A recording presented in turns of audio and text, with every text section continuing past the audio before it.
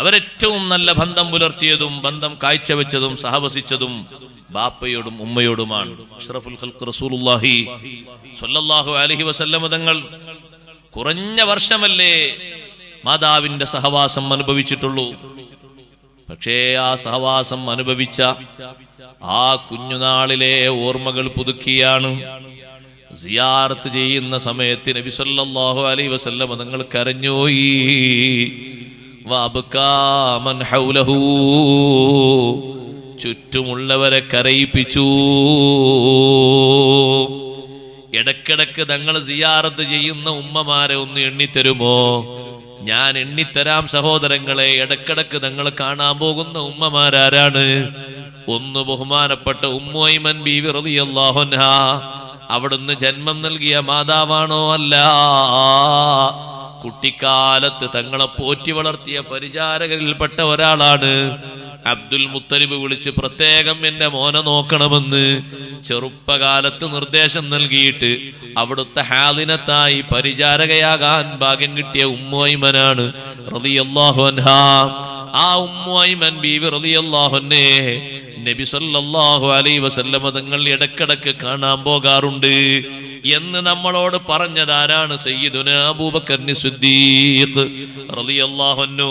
തങ്ങളെ വഫാത്തിന് ശേഷം സിദ്ദീഖ് റളിയല്ലാഹു അൻഹു ഉമർ റളിയല്ലാഹു അൻഹുവോട് പറഞ്ഞു, നമുക്കൊന്ന് ഉമ്മു ഐമൻ ബീവിയെ ഒന്ന് സന്ദർശിക്കാൻ പോയാലോ? കമാ കാന റസൂലുള്ളാഹി സ്വല്ലല്ലാഹു അലൈഹി വസല്ലമ യസൂറുഹാ. ഇടക്കിടക്ക് നബി സല്ലല്ലാഹു അലൈഹി വസല്ലം പോകുന്നൊരു വീടല്ലേ അത്? എന്തിനാ തങ്ങൾ അങ്ങോട്ട് പോകുന്നത്? കുട്ടിക്കാലത്ത് പരിചരണം നൽകി പരിരക്ഷണം നൽകിയത് മറക്കാനായോ? 40 ശേഷം മറക്കാനായോ? 50 ശേഷം മറക്കാനായോ? 60 ശേഷം മറക്കാനായോ? ഇല്ലേ, ഇല്ല. രണ്ടുപേരും ആ വീട്ടിലേക്ക് പോയി. ഉമ്മു ഐമൻ ബീവി റളിയല്ലാഹു അൻഹ വിരിയുടെ അപ്പുറത്താണ്. ഉമ്മു ഐമൻ ബീവിയോട് സമ്മതം ചോദിച്ചു വീട്ടിലേക്ക് കയറട്ടെ. ഉമ്മു ഐമൻ ബീവി റളിയല്ലാഹു അൻഹ സമ്മതം നൽകി. വീട്ടിൽ ഈ 2 മഹാന്മാരും എത്തിയ ഉടനെ ഉമ്മു ഐമൻ ബീവി റളിയല്ലാഹു അൻഹ കരയാൻ തുടങ്ങി. സിദ്ദീഖ് റളിയല്ലാഹു അൻഹു ചോദിച്ചു, അല്ല ഉമ്മു ഐമൻ ബീവി, നിങ്ങൾ എന്തിനാണ് കരയുന്നത്? അഷ്റഫുൽ ഖൽഖ് സല്ലല്ലാഹു അലൈഹി വസല്ലം വഫാത്തായ ദിനാണോ കരയുന്നത്? മുത്തുനബി തങ്ങൾക്ക് അല്ലാഹുവിന്റെ അടുക്കൽ അല്ലാഹ് ഖൈറല്ലേ കണക്കാക്കിയത്, ഷർറൊന്നും കണക്കാക്കൂലല്ലോ. തങ്ങളെ ജീവിതത്തിലും ഖൈറാണ്, വഫാത്തിന് ശേഷവും തങ്ങൾക്ക് ലഭിക്കുന്നത് ഖൈറാണ്. പിന്നെ നിങ്ങൾ എന്തിനാണ് കരയുന്നത്? ഉമ്മു ഐമൻ ബീവി റളിയല്ലാഹു അൻഹ പറയുന്നു, തങ്ങൾ വഫാത്തായതിന്റെ പേരിലല്ല ഞാൻ കരയുന്നത്. ഞാൻ ചിന്തിച്ചു പോയി, ഇനി നമ്മൾക്കിടയിൽ എന്ത് പ്രശ്നമുണ്ടായാലും എന്ത് സങ്കീർണതകൾ വന്നാലും വഹയി ഇറങ്ങൂലല്ലോ. തങ്ങളുണ്ടാകുമ്പോ എന്തൊരു എളുപ്പമാണ്. മക്കയിലല്ല, മദീനയിലല്ല, കൂഫയിലല്ല, ബസറയിലല്ല, ഇറാഖിലല്ല, എന്ത് പ്രശ്നങ്ങളുണ്ടായാലും അല്ലാഹു തങ്ങൾ മുഖേന പ്രതിവിധി തന്നില്ലേ, വഹയി തന്നില്ലേ, നിർദ്ദേശങ്ങൾ തന്നില്ലേ, നമുക്ക് എളുപ്പം വന്നില്ലേ. എത്ര പ്രശ്നങ്ങൾക്കാണ് വഹയിലൂടെ നിർദ്ദേശം കിട്ടിയത്. ലോകത്തിന്റെ വിവിധ ഭാഗങ്ങളിലുള്ള പ്രശ്നങ്ങൾക്ക് നിർദ്ദേശം വന്നത് വഹയി മാർഗത്തിലൂടെയല്ലേ. അത് നിർത്തപ്പെട്ടു പോയല്ലോ. അപ്പോഴാണ് സിദ്ദീഖ് റളിയല്ലാഹു അൻഹു ഗൗരവം ചിന്തിക്കുന്നത്, ഉമർ റളിയല്ലാഹു അൻഹും ഗൗരവം ചിന്തിക്കുന്നത്. രണ്ടുപേരും കരയാൻ തുടങ്ങി. ഞാൻ പറഞ്ഞു വന്നത്, തങ്ങളിടക്കിടെ സന്ദർശിക്കുന്നൊരു വീടാണ് ഉമ്മു ഐമൻ റളിയല്ലാഹു അൻഹയുടെ വീട്. മറ്റൊരു വീടാണ് ഹലീമത്തു സഅദിയ്യ റളിയല്ലാഹു അൻഹയുടെ വീട്. മറ്റൊരു വീടാണ് ഫാത്തിമ ബിൻത് അസദ് റളിയല്ലാഹു അൻഹയുടെ വീട്. മദീനയിൽ എത്തിയിട്ടും ഫാത്തിമ ബിൻത് അസദ് റളിയല്ലാഹു അൻഹയോടുള്ള ബന്ധം ഒരിക്കൽ പോലും തങ്ങൾ കുറച്ചിട്ടില്ല. കാരണം 8ാമത്തെ വയസ്സു മുതൽ 25ാമത്തെ വയസ്സ് വരെ, അതിനുശേഷവും ഫാത്തിമ ബിൻത് അസദ് റളിയല്ലാഹു അൻഹ സ്വന്തം മക്കളെക്കാൾ കൂടുതൽ പരിഗണന നൽകിയിട്ട് ഏറ്റവും നല്ല ബന്ധം കാത്തു സൂക്ഷിച്ചത് സയ്യിദുനാ മുഹമ്മദുർ റസൂലുള്ളാഹി സ്വല്ലല്ലാഹു അലൈഹി വസല്ലം തങ്ങളോടാണ്. തങ്ങൾക്കുള്ള പാത്രത്തിൽ അലി റളിയല്ലാഹു അൻഹു ഭക്ഷണം വിളമ്പൂല. ജാഫർ ബിൻ അബി ത്വാലിബ് റളിയല്ലാഹു അൻഹു ഭക്ഷണം കൊടുക്കൂല, മറ്റു സഹോദരിമാർക്കൊന്നും ഭക്ഷണം കൊടുക്കൂല. വലിയ ബഹുമാനമല്ലേ നൽകിയത്. ഭക്ഷണത്തിന് അവരൊക്കെ നേരത്തെ എത്തുന്ന സമയത്ത് ഫാത്തിമ ബിൻത് അസ്ദ് റളിയല്ലാഹു അൻഹ പറയുന്നു, ഒരൽപ്പം നിങ്ങൾ കാത്തു നിൽക്കണം, അൽ അമീൻ വരട്ടെ. നബി സല്ലല്ലാഹു അലൈഹി വസല്ലം തങ്ങൾ എത്രമാത്രം വലിയ സ്നേഹബന്ധമാണ് ഫാത്തിമ ബിൻത് അസ്ദ് റളിയല്ലാഹു അൻഹയോട് കാണിച്ചത്. ദീർഘകാലത്തെ സംരക്ഷണം ഏറ്റെടുത്ത് ഏറ്റവും നല്ല സന്തോഷത്തോടുകൂടെ തങ്ങളോടുള്ള ആത്മബന്ധം നിലനിർത്തിയ ഉമ്മ ഫാത്തിമ ബിൻത് അസ്ദ് റളിയല്ലാഹു അൻഹ വഫാത്തായപ്പോ നമ്മളെ ഉമ്മമാര് ഉപ്പമാര് പലരും വഫാത്തായി പോയില്ലേ. അല്ലാഹുർക്ക് ദറജേറ്റി കൊടുക്കട്ടെ, സ്വർഗീയമായ സുഖങ്ങളിലൂടെ അല്ലാഹു തആല സന്തോഷം കൊടുക്കട്ടെ. ഇൽമിന്റെ മജ്ലിസിന്റെ ബർക്കത്ത് അല്ലാഹു അവരിലേക്ക് എത്തിച്ചു കൊടുക്കുമാറാകട്ടെ. സഹോദരങ്ങളെ, ഫാത്തിമ ബിൻത് അസ്ദ് റളിയല്ലാഹു അൻഹ വഫാത്തായി എന്ന് പറഞ്ഞപ്പോ അഷ്റഫുൽ ഖൽഖ് റസൂലുള്ളാഹി സ്വല്ലല്ലാഹു അലൈഹി വസല്ലം തങ്ങളുടെ ബേജാറ് സ്വഹാബത്ത് പറയുന്നു, ചെറിയ ബേജാറല്ല. തങ്ങൾ വേഗം പോകുന്നു. ജനാസ കുളിപ്പിക്കുന്ന സഹോദരിമാരോട് ഉമ്മമാരോട് പറയുന്നു, കുളിപ്പിക്കൽ കർമ്മം കഴിഞ്ഞാൽ ഉടനെ എന്നെ അറിയിക്കണം. അപ്പൊ തങ്ങൾ അത്രയും തന്നെ പരിഗണിക്കണം. മദീനയിൽ എത്ര സ്വഹാബി വനിതകൾ വഫാത്തായിട്ടുണ്ട്. ഒരാൾക്കില്ലാത്ത പരിഗണന, ഒരൊറ്റ കുട്ടിക്കും കൊടുക്കാത്ത പരിഗണന, ഖദീജ ബീവി റളിയല്ലാഹു അൻഹയ്ക്ക് വരെ കൊടുക്കാത്ത പരിഗണന. തങ്ങളെ ഹയാത്ത് കാലത്ത് 2 ഭാര്യമാര് വഫാത്തായിട്ടില്ലേ? ഒന്ന് ഖദീജ റളിയല്ലാഹു അൻഹ, മറ്റൊന്ന് സൈനബ് ബിൻത് ഖുസൈമ റളിയല്ലാഹു അൻഹ. ഭാര്യമാരുടെ കൂട്ടത്തിൽ 2 സൈനബ് ഉണ്ട്, സൈനബ് ബിൻത് ജഹ്ഷും സൈനബ് ബിൻത് ഖുസൈമയും. സൈനബ് ബിൻത് ഖുസൈമ റളിയല്ലാഹു അൻഹ ഹയാത്ത് കാലത്ത് തന്നെ വഫാത്തായി പോയ മഹദിയാണ്. ഈ ഭാര്യമാർക്ക് പോലും തങ്ങൾ നൽകാത്ത വലിയ സ്ഥാനവും ബഹുമാനവും തങ്ങൾ കൊടുക്കുന്നു ഉമ്മയുടെ സ്ഥാനത്ത് നിന്ന് ബഹുമാനപ്പെട്ട ഫാത്തിമ ബിൻത് അസദ് റളിയല്ലാഹു അൻഹ. കുളിപ്പിക്കൽ കർമ്മം കഴിഞ്ഞാൽ അറിയിക്കണം. ഇങ്ങനെ ഒരു ഭാഷ ഖദീജ ബീവി റളിയല്ലാഹു അൻഹയുടെ ജനാസയിൽ കാണാൻ പറ്റുമോ നമുക്ക്? സൈനബ് ബിൻത് ഖുസൈമ റളിയല്ലാഹു അൻഹയുടെ ജനാസയിൽ കാണാൻ പറ്റുമോ? തങ്ങൾക്ക് വേണ്ടി സ്വന്തം ശരീരം സമർപ്പിച്ച ഒരുപാട് സ്വഹാബി വനിതകളുണ്ട്. അവരെ മുന്നിലുള്ള ഏക ലക്ഷ്യം സയ്യിദുനാ റസൂലുള്ളാഹി സ്വല്ലല്ലാഹു അലൈഹി വസല്ലം തങ്ങൾ മാത്രമായിരുന്നു. തങ്ങൾക്ക് വേണ്ടി പരിരക്ഷ നൽകിയ ഉഹുദിന്റെ രണഭൂമിയിലെ എത്രയെത്ര മഹദിമാരുണ്ട്.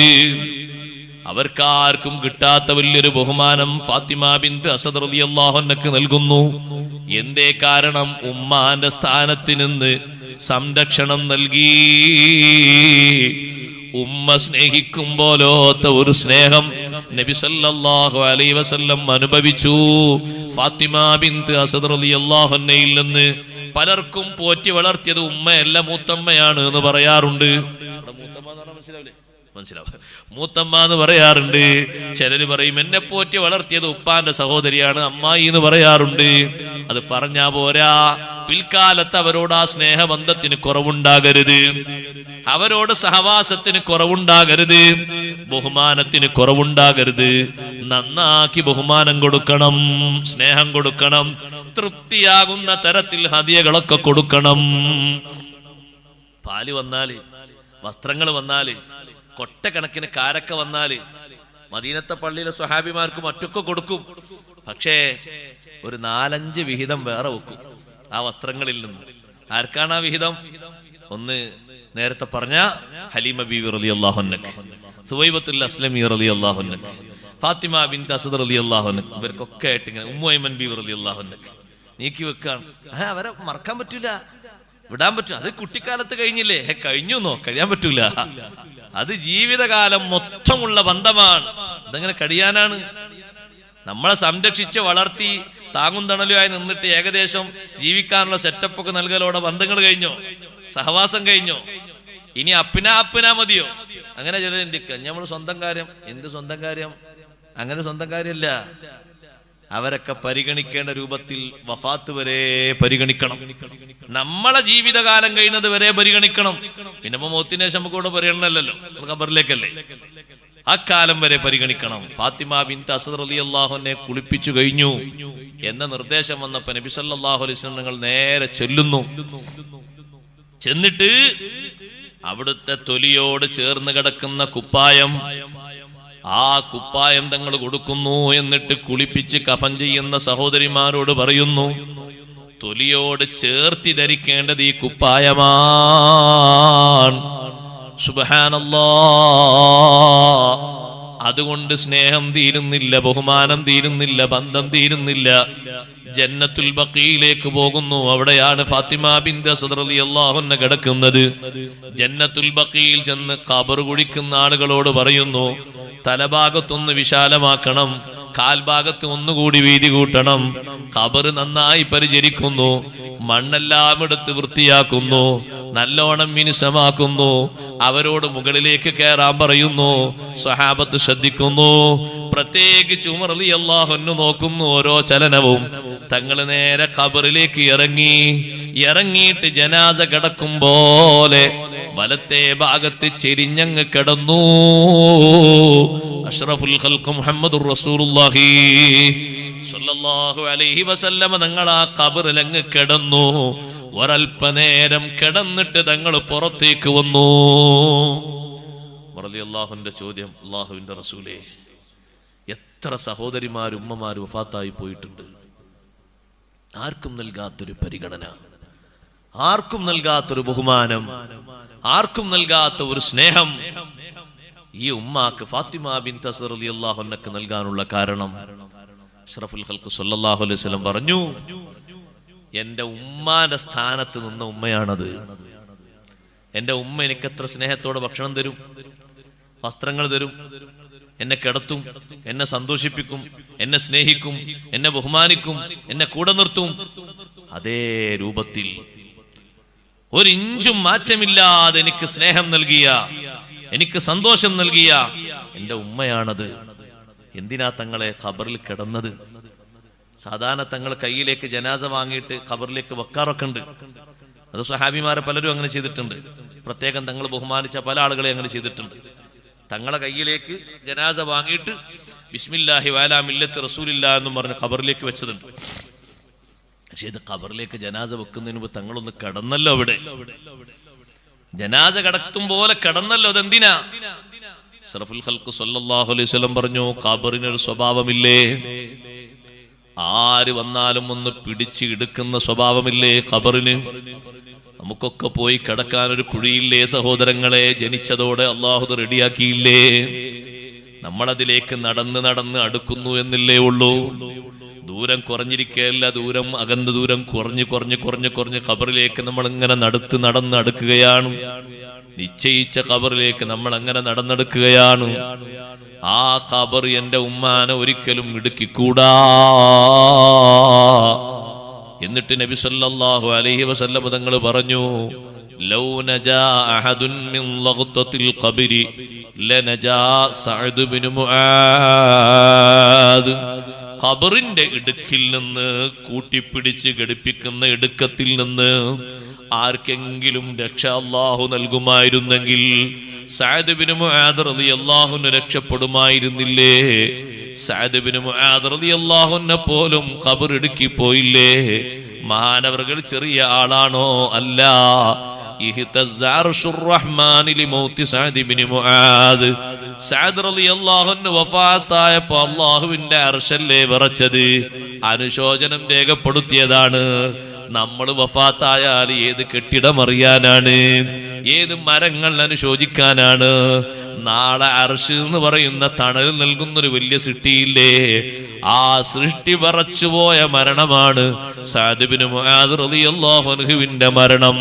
വിശുദ്ധ ഇസ്ലാമിന്റെ അഷ്റഫുൽ ഖൽഖ് സ്വല്ലല്ലാഹു അലൈഹി വസല്ലം തങ്ങൾക്ക് സന്തോഷമുള്ള പിന്തുണ നൽകിയ മഹാനാണ് സഅദ് ബിൻ മുആദ് റളിയല്ലാഹു അൻഹു. ബദറിലേക്ക് തങ്ങൾ സ്വഹാബത്തിനോടൊപ്പം നീങ്ങുമ്പോ മുഹാജിറുകൾ വളരെ കുറവാണ്. 200-ലധികം വരുന്നത് അൻസാറുകളാണ് ആ കൂട്ടത്തിലുള്ളത്. നബി സല്ലല്ലാഹു അലൈഹി വസല്ലം തങ്ങൾക്ക് അല്ലാഹുവിന്റെ നിർദ്ദേശം വന്നു, അല്ലാഹുവിന്റെ റസൂലേ, കച്ചവട സംഘം രക്ഷപ്പെട്ട് മക്കയിലെത്തിപ്പോയി. മറ്റൊരു സംഘം വരുന്നുണ്ട്, അത് നിങ്ങളോട് നേരിടാനാ വരുന്നത്. അവരെ നേരിടാൻ വരുമ്പോ തിരിച്ച് അവരോടൊന്ന് പ്രതിരോധിക്കാൻ അല്ലാഹ് നിങ്ങൾക്ക് സമ്മതം തന്നിരിക്കുന്നു. അത് സ്വഹാബിമാരെ അറിയിച്ചപ്പോ മുഹാജിറുകൾക്ക് അതിൽ പരിഭവമില്ല.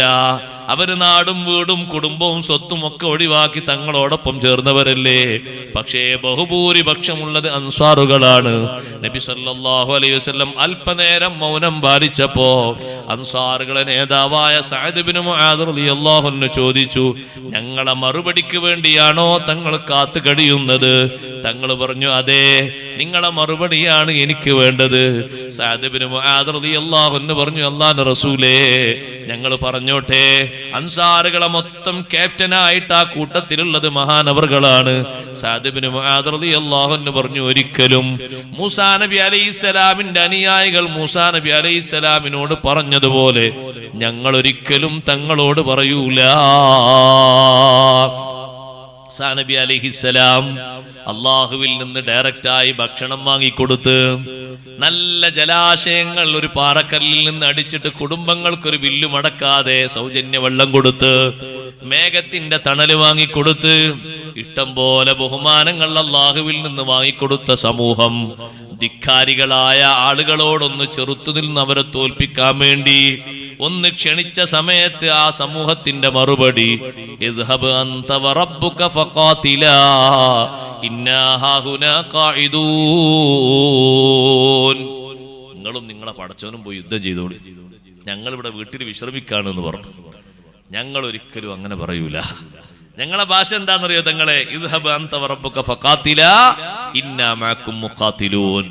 ഞങ്ങൾ തങ്ങളോടൊപ്പം അടി ഉറച്ചു തന്നെ ഉണ്ടാകും, ഒരിക്കലും ഞങ്ങൾ പിന്തിരിയൂല. കത്തിക്കൊണ്ടിരിക്കുന്ന ഒരു പർവ്വതം ചാടി കയറി അപ്പുറത്തെത്താനാ തങ്ങൾ നിർദ്ദേശിക്കുന്നതെങ്കിൽ ഞങ്ങൾ അതിനൊരുക്കമാണ്. കര കാണാത്തൊരു കടൽ നീന്തിക്കടന്ന് അക്കരെ എത്തണമെന്നാണോ തങ്ങൾ പറയുന്നത്? ഞങ്ങൾ അതിന് സന്നദ്ധരാണ്. ഈ മറുപടി കേട്ടപ്പോൾ ഏറ്റവും കൂടുതൽ സന്തോഷിച്ചു സയ്യിദുനാ റസൂലുള്ളാഹി സ്വല്ലല്ലാഹു അലൈഹി വസല്ലം. ധീരോദാത്തമായ ഈ പിന്തുണ നൽകിയ വലിയ മഹാനുഭാവനാണ് സഅദ് ഇബ്നു മുആദ് റളിയല്ലാഹു അൻഹു. ചെറിയ മഹാനല്ല. ആ മഹാനുഭാവൻ വഫാത്തായപ്പോ അർശ് വരെ കിടുകിട വിറച്ചുപോയി. ഖബറിലേക്ക് വെച്ചപ്പോ ഖബറൊന്ന് പിടിച്ചൊന്നിടുക്കി. ആ തങ്ങൾ പറഞ്ഞത്, ആരെങ്കിലും അതിൽ രക്ഷപ്പെടുമായിരുന്നെങ്കിൽ സഅദ് ഇബ്നു മുആദ് റളിയല്ലാഹു അൻഹു രക്ഷപ്പെടുമായിരുന്നു. മഹാനെപ്പോലും ഖബറെടുക്കിയിട്ടുണ്ട്. അള്ളാഹു നമുക്ക് രക്ഷ നൽകുമാറാകട്ടെ. മുഅ്മിനീങ്ങളൊക്കെ വരുമ്പോ ഖബർ എടുക്കും, എന്നെ എടുക്കും, നിങ്ങൾ എടുക്കും. പക്ഷെ അത് പിടുത്തം വിടാത്ത എടുക്കമാകരുത്. അവിടെയാണ് നമ്മൾ കൊടുക്കുക. ഒരാലിംഗനം എന്ന അർത്ഥത്തിൽ ഖബറിന് അങ്ങനെ ഒരു എടുക്കുന്ന ഒരു അണച്ചുകൂട്ടുന്ന ഒരു സ്വഭാവമുണ്ട്, ഇപ്പോഴുണ്ടത്. പിടുത്തം വിടാത്ത രൂപത്തിൽ ഖബർ അങ്ങനെ പിടിച്ചൊന്ന് കുലുക്കി ശരിക്കൊന്ന് എടുക്കുന്നുണ്ട്. അത് വിശ്വാസരംഗത്ത് വൈകല്യം സംഭവിച്ച ആളുകളെയാണ്. വാരിയല് കോർക്കും വിധത്തിലുള്ളൊരു ഇടുക്കമുണ്ട് ഖബറിന്. അള്ളാഹു നമ്മളെ കാത്തിരക്ഷിക്കട്ടെ. അത് സംഭവിച്ചാൽ പിന്നെ ഒരു നിലക്ക് രക്ഷപ്പെടാൻ കഴിയൂല. അല്ലാതെ ഒരു വരവേൽപ്പിന്റെ ഭാഗമായിട്ടൊരു അണച്ചുകൂട്ടലുണ്ട്. ആ അണച്ചുകൂട്ടലാണ് സഅദ് റളിയല്ലാഹു അൻഹു ചെയ്തത്. പക്ഷെ അത് സഹിക്കാത്തത് കൊണ്ട് ഖബറിന്റെ പുറത്തു നിന്ന് നബി സല്ലല്ലാഹു അലൈഹി വസല്ലം തങ്ങൾ തസ്ബീഹ് ചൊല്ലി. സ്വഹാബത്തിന് മനസ്സിലാകുന്നില്ല എന്തിനാണ് തസ്ബീഹ് എന്ന്. സുബ്ഹാനല്ലാഹ്. അപ്പൊ അവരും കൂടെ ചൊല്ലി സുബ്ഹാനല്ലാഹ് സുബ്ഹാനല്ലാഹ് സുബ്ഹാനല്ലാഹ്. കുറെ നേരം തസ്ബീഹ്. പിന്നെ കുറച്ച് കഴിഞ്ഞപ്പോ തക്ബീർ തുടങ്ങി. അപ്പൊ അവരും ചൊല്ലി തക്ബീർ.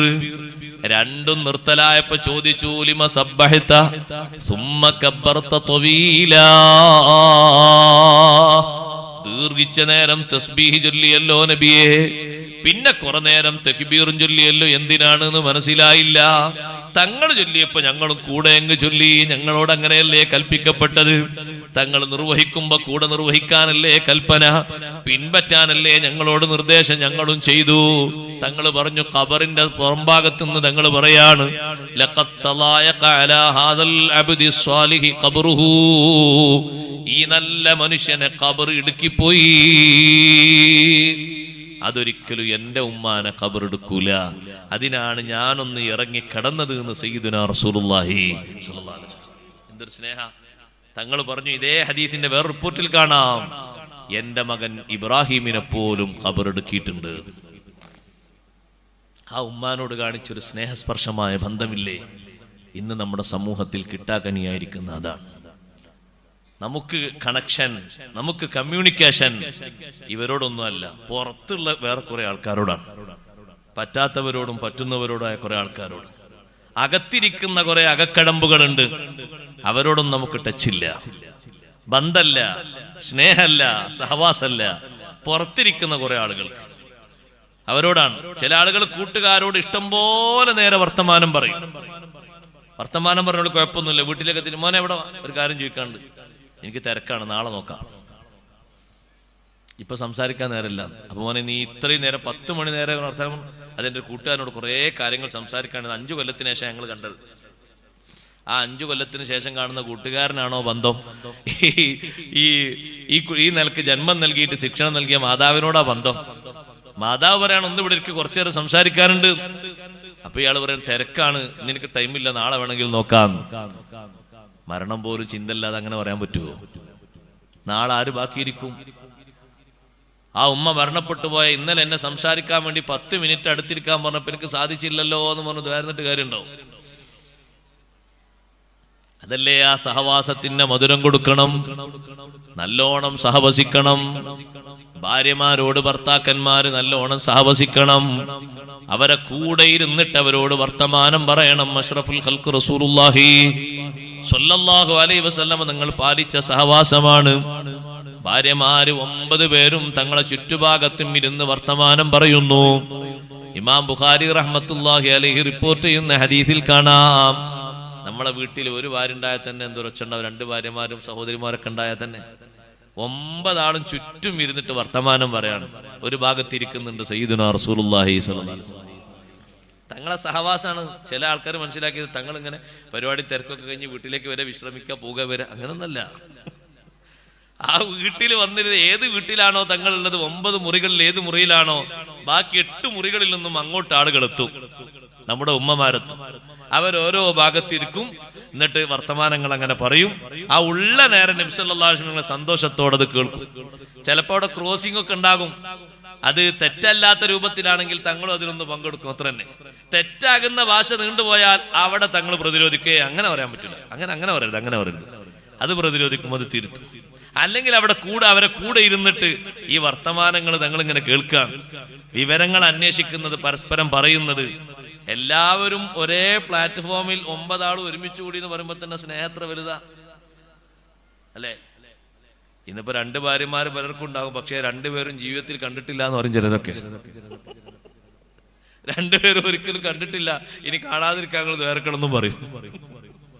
ഇതങ്ങനല്ല. ഇത് 9 ഭാര്യമാരും ഒരേ മുറിയിൽ ഇരുന്ന് വർത്തമാനം പറയാണ്. അപ്പൊ ഈ ശബ്ദം കേട്ടുകൊണ്ട് പുറത്തുനിന്ന് ഇങ്ങനെ വരുന്നു ബഹുമാനപ്പെട്ട ഉമർ ബിൻ ഖത്താബ് റളിയല്ലാഹു അൻഹു. നമ്മളെ ഉമ്മമാരിൽപ്പെട്ട ഒരു ഉമ്മ പതുക്കെ എണീറ്റപ്പോ ഉമർ റളിയല്ലാഹു അൻഹു കണ്ടു. ബാക്കിയുള്ള ഉമ്മമാരോട് പറഞ്ഞു ഉമർ വരുന്നുണ്ട്. അപ്പൊ എല്ലാവരും കൂടി ഉള്ളിലേക്ക് അങ്ങ് പോയി. അവിടെ ആകെ ശാന്തമായി, നിശ്ചലാവസ്ഥയിലായി. ഉമർ റളിയല്ലാഹു അൻഹു ഒന്ന് സലാം പറഞ്ഞു. ഞാനിവിടെ വരുമ്പോ പുറത്തുനിന്ന് എന്തോ ശബ്ദം കേട്ടല്ലോ നബിയെ, കുറെ ആളുകൾ സംസാരിക്കുന്നു, ഇപ്പൊ ഒച്ചൊന്നും കേൾക്കുന്നില്ലല്ലോ. അപ്പൊ നബി സല്ലല്ലാഹു അലൈഹി വസല്ലം നിങ്ങൾ പറഞ്ഞു, അത് നിങ്ങളെ ഉമ്മമാരാണ്, ഉമ്മഹാത്തുൽ മുഅ്മിനീങ്ങൾ, അവരെല്ലാവരും ഒരുമിച്ചിരുന്ന് വർത്തമാനം പറഞ്ഞാണ്. ഉമർ റളിയല്ലാഹു അൻഹു ചുപ്പ് എന്തിനാ അവർ നിർത്തിയത്? തങ്ങളെടുത്തുനിന്ന് വർത്തമാനം പറയില്ല, ആ വർത്തമാനം പറയുന്നല്ലോ, അത് കഴിഞ്ഞിട്ട് എനിക്ക് കയറിയാൽ മതിയല്ലോ. ഇത് ഇടയ്ക്ക് വെച്ച് ഷടംബറയിക്കിട്ട് ഉള്ളിലേക്ക് പോയത് എന്തിനാ? അപ്പൊ ഉമ്മമാരെ കൂട്ടത്തിൽ ഒരു ഉമ്മ പറഞ്ഞു, നിങ്ങളെ ഞങ്ങൾക്ക് പേടിയാണ്. ഉമർ റളിയല്ലാഹു അൻഹുവോട് പറഞ്ഞു, നിങ്ങളോടുള്ള പേടിയുണ്ട് ഞങ്ങള് പെട്ടെന്ന് ഉള്ളിലേക്ക് പോയതാണ്. കാരണം നിങ്ങളെ ഈമാനികമായ ആ സ്ട്രോങ് കൊണ്ട് നിങ്ങളെ പേടിയാണ്. ഉമർ റളിയല്ലാഹു അൻഹു ചൂടായി. എന്നെ നിങ്ങൾ പേടിക്കേണ്ടത്, നിങ്ങൾ പേടിക്കണമെങ്കിൽ ഏറ്റവും കൂടുതൽ പേടിക്കേണ്ടത് അല്ലാഹു തആല കഴിഞ്ഞ അല്ലാഹുവിന്റെ റസൂലല്ലേ പേടിക്കേണ്ടത്. ഉമർ റളിയല്ലാഹു അൻഹു ആ വൈക്കാണ് സ്ട്രോങ് ആയി ഇങ്ങനെ പറയുന്നത്.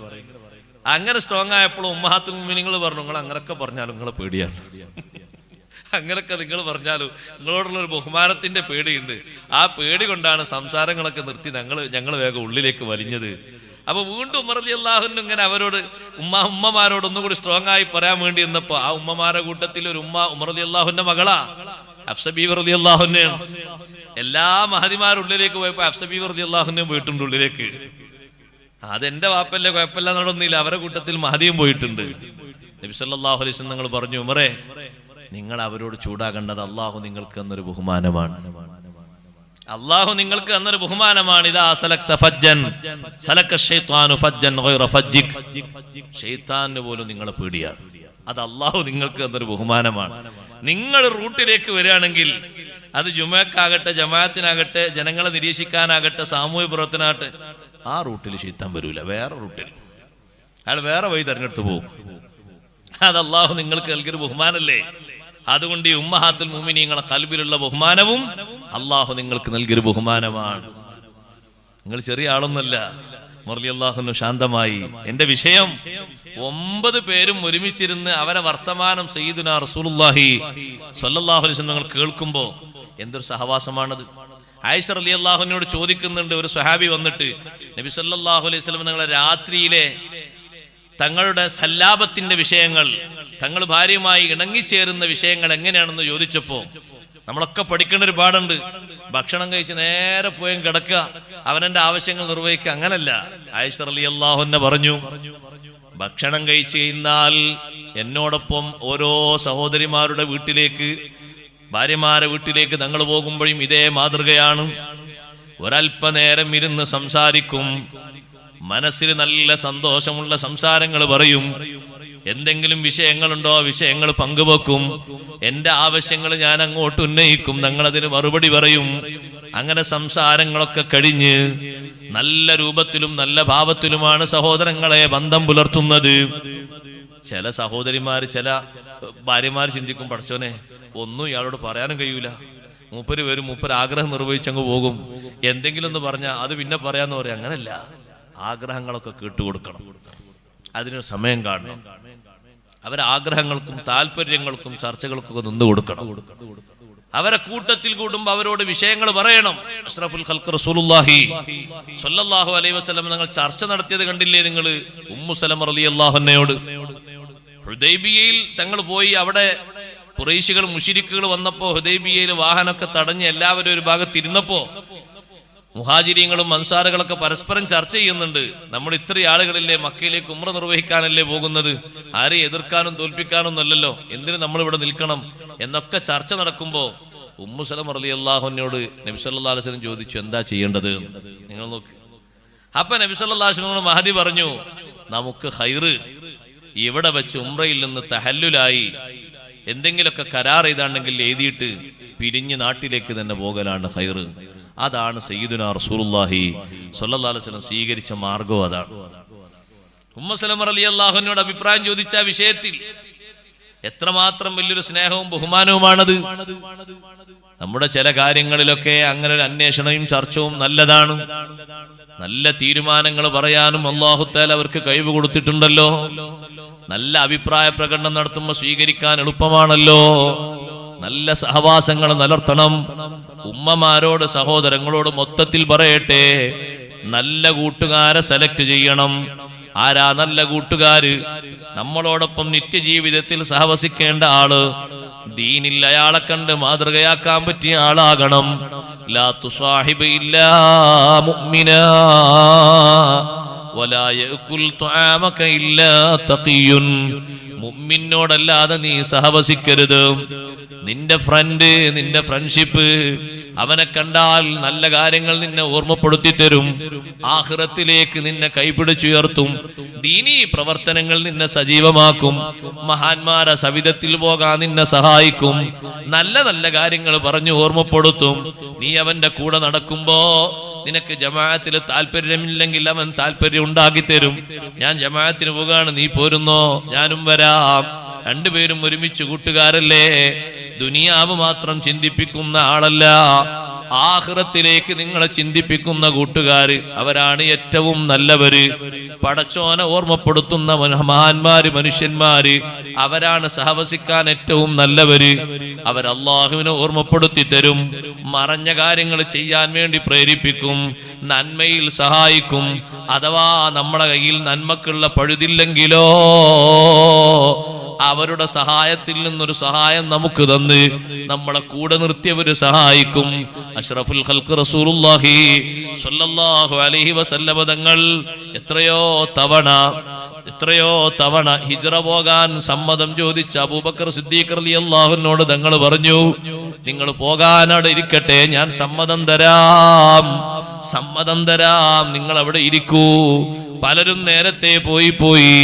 നബി സല്ലല്ലാഹു അലൈഹി വസല്ലം തങ്ങൾ ഹിജ്റക്ക് പോവുകയാണെന്ന വിവരം വന്ന് പറഞ്ഞപ്പോ, അല്ലാഹു അനുവാദം നൽകിയിട്ടുണ്ട് എന്ന് പറഞ്ഞപ്പോ സിദ്ദീഖ് തങ്ങൾ ആദ്യത്തെ ചോദ്യം അസ്സുഹബത യാ റസൂലല്ലാഹ്,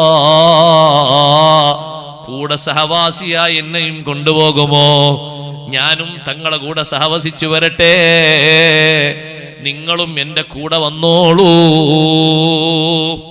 ആയിഷ റളിയല്ലാഹു അൻഹ പറയാണ്, ബാപ്പ സിദ്ദീഖ് റളിയല്ലാഹു അൻഹു കൂടെ പോരട്ടെ എന്നിങ്ങനെ ചോദിച്ചിട്ട് സമ്മതം കിട്ടിയ നേരത്ത് ഒരു കരച്ചിൽ കരഞ്ഞു.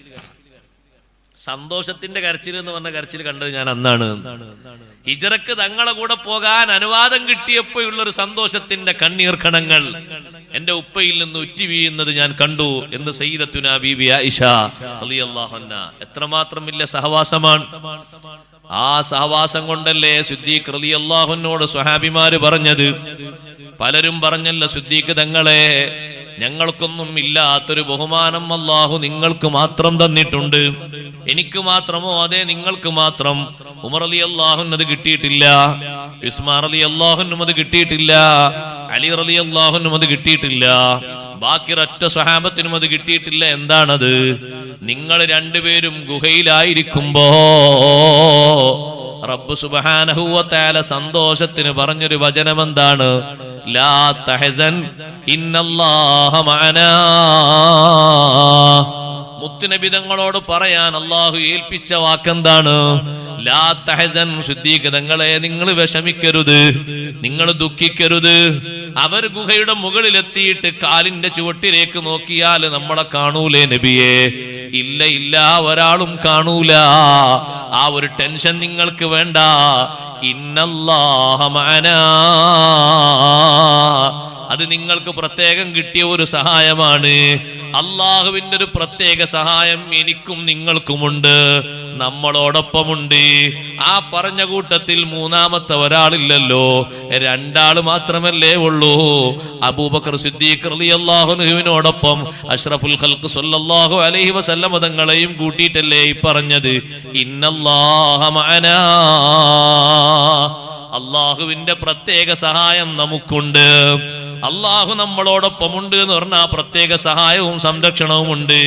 ഉമർ റളിയല്ലാഹു അൻഹു പോലത്തെ മഹാന്മാര് പറഞ്ഞത്, ആ ഒരു മഈയത്ത്, ആ ഒരു മഊനത്ത്, ആ ഒരു സഹായം ഞങ്ങൾക്ക് ആർക്കും ലഭിച്ചിട്ടില്ല. അത് നിങ്ങൾക്കും നബി സല്ലല്ലാഹു അലൈഹി വസല്ലം ഞങ്ങൾക്കും മാത്രമല്ലേ കിട്ടിയത്. അത് ആ സഹവാസത്തിന്റെ ഒരു ബഹുമാനമാണ്. ചെറിയൊരു ബഹുമാനമല്ല, വലിയ ബഹുമാനമാണ്. നല്ല മനുഷ്യന്മാരെ കൂട്ടുകാരായി പിടിക്കണം. ആ നല്ല മനുഷ്യന്മാരെ കൂട്ടുകാരായി പിടിക്കുമ്പോ മൗത്തിന്റെ നേരത്തെ അവര് നമ്മെ സഹായിക്കും. ഖബറും പുറത്തു വരുമ്പോ അതിനും നമുക്ക് സഹായമാണ്. അവര് വന്ന് സലാം പറയുമ്പോഴും സഹായമാണ്.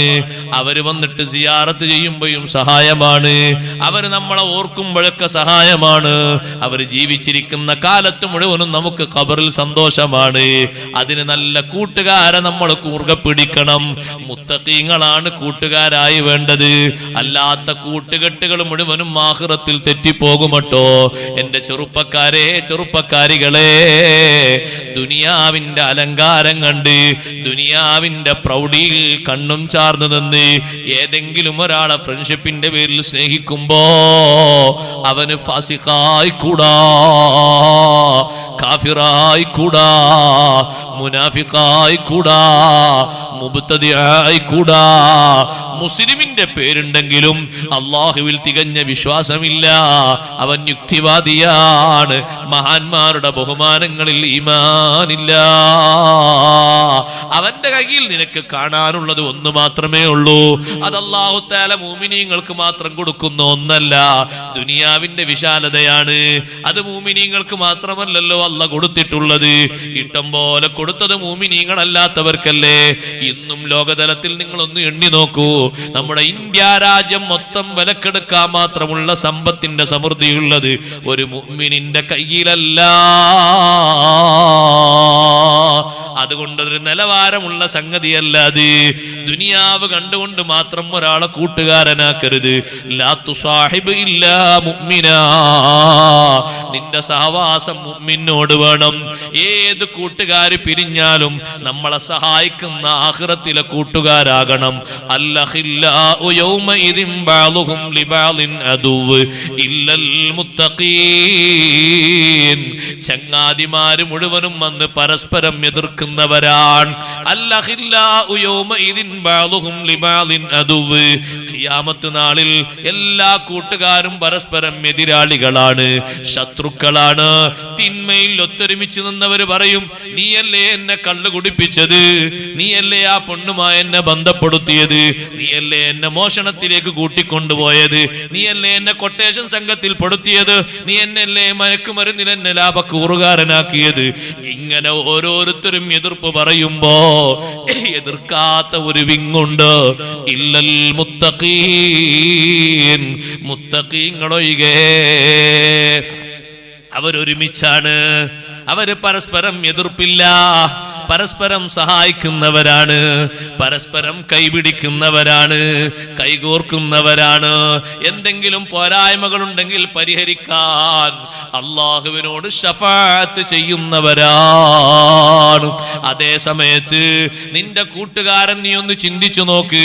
ഒരു ഫാസിഖാണെങ്കിൽ, ഒരു മുനാഫിഖാണെങ്കിൽ, ഒരു അധർമ്മിയാണെങ്കിൽ, ഒരു തെമ്മാടിയാണെങ്കിൽ, ഒരൊറ്റ വക്തും നിസ്കരിക്കാൻ താല്പര്യമില്ലാത്തവനാണെങ്കിൽ, നീ മരിക്കുമ്പോ നിന്റെ തൊട്ടടുത്തിരിക്കുന്നത് അവനാണെങ്കിൽ റഹ്മത്തിന്റെ മലക്ക് വരുമോ?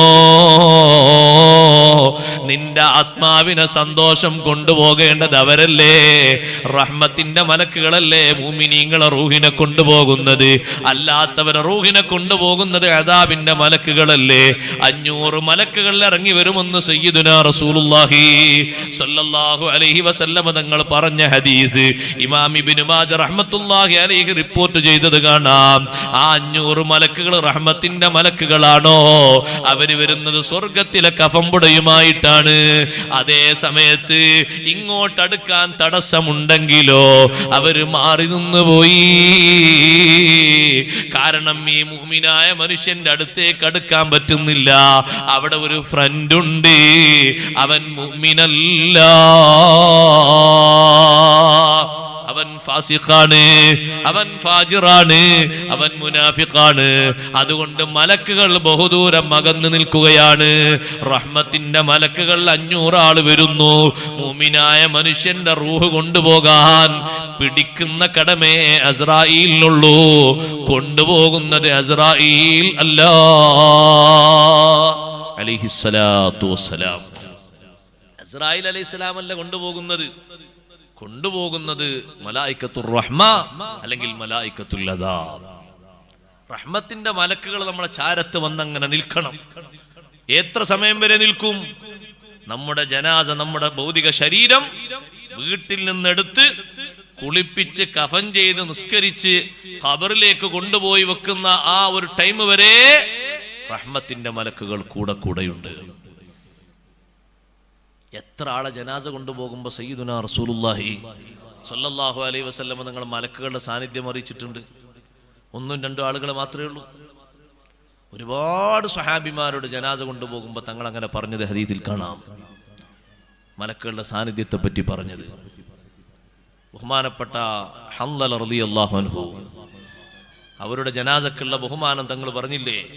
അഷ്റഫുൽ ഖൽഖ് സ്വല്ലല്ലാഹു അലൈഹി വസല്ലം തങ്ങളുടെ ആത്മബന്ധത്തിന്റെ പേരിൽ ഒന്ന് ജനാബത്ത് കുളിക്കാൻ പോലും കാത്തു നിൽക്കാതെ തങ്ങളെ വിളിയാളം കേട്ടപ്പോഴേക്ക് വീട്ടിൽ നിന്ന് വാഹനവും എടുത്ത് പെട്ടെന്ന് പുറപ്പെട്ടത് കൊണ്ട് ജനാബത്തായി ഷഹീദായി പോയ ഹൻദല റളിയല്ലാഹു അൻഹുവിനെ മലക്കുകൾ കുളിപ്പിക്കുന്നുണ്ട്.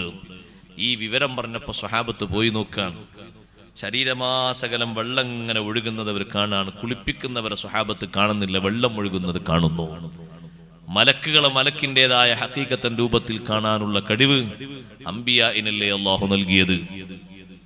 മലക്കിനെ മലക്കിൻ്റെതല്ലാത്ത രൂപത്തിൽ അംബിയാക്കളല്ലാത്തവരും കാണും, മനുഷ്യരൂപത്തിൽ കാണും. ബഹുമാനപ്പെട്ട സയ്യിദത്തുനാ ബീവി മറിയം റളിയല്ലാഹു അൻഹയുടെ അടുത്തേക്ക് മലക്ക് വന്നത് എങ്ങനെയാണ്? ബശറൻ സവിയ്യ, സമ്പൂർണ്ണ മനുഷ്യനായ രൂപത്തിലാ വന്നത്. അങ്ങനെ വരും. അതേ സമയത്ത് മലക്കിൻ്റെതായ രൂപത്തിൽ ഹഖീഖത്തൻ രൂപത്തിൽ അംബിയാഇനെ കാണാനുള്ള കഴിവ് അല്ലാഹു കൊടുത്തിട്ടുണ്ട്. നബി സല്ലല്ലാഹു അലൈഹി വസല്ലം തങ്ങൾ പറയുന്നു, ഹൻദല റളിയല്ലാഹു അൻഹു കുളിപ്പിക്കുന്നു. ആ ഹൻദല റളിയല്ലാഹു അൻഹുവിന്റെ ഭൗതിക ശരീരം എടുത്ത് മറവ് ചെയ്യാൻ വേണ്ടി കൊണ്ടുപോകുന്നതും മലക്കുകളെ സാന്നിധ്യത്തിന്റെ ആധിക്യം തങ്ങൾ പറയുന്നു. ഒരുപാട് മലക്കുകൾ വന്നുപോയി. മുആവിയത്ത് ബിൻ മുആവിയ റളിയല്ലാഹു അൻഹുവിനെ ഖബറടക്കാൻ കൊണ്ടുപോകുമ്പോ ലക്ഷക്കണക്കിന് മലക്കുകൾ ഇറങ്ങിപ്പോയി. കാരണം മലക്കുകൾക്ക് വലിയ സ്ഥാനം മുആവിയ റളിയല്ലാഹു അൻഹുവിനെ പറ്റി അല്ലാഹു നൽകിയിട്ടുണ്ട്.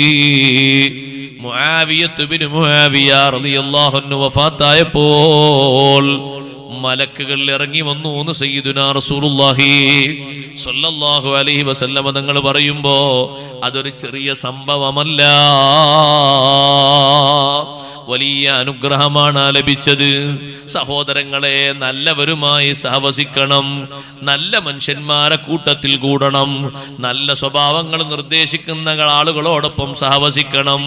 അവരോടൊപ്പം സഹവസിക്കുമ്പോൾ ജീവിതത്തിൽ മാറ്റം വരും, പ്രവർത്തനങ്ങൾ മാറിപ്പോകും, മനസ്സ് മാറിപ്പോകും, സ്വഭാവങ്ങൾ മാറിപ്പോകും. അതിനല്ലേ മഹാന്മാര് ഉദാഹരണം പറഞ്ഞത്,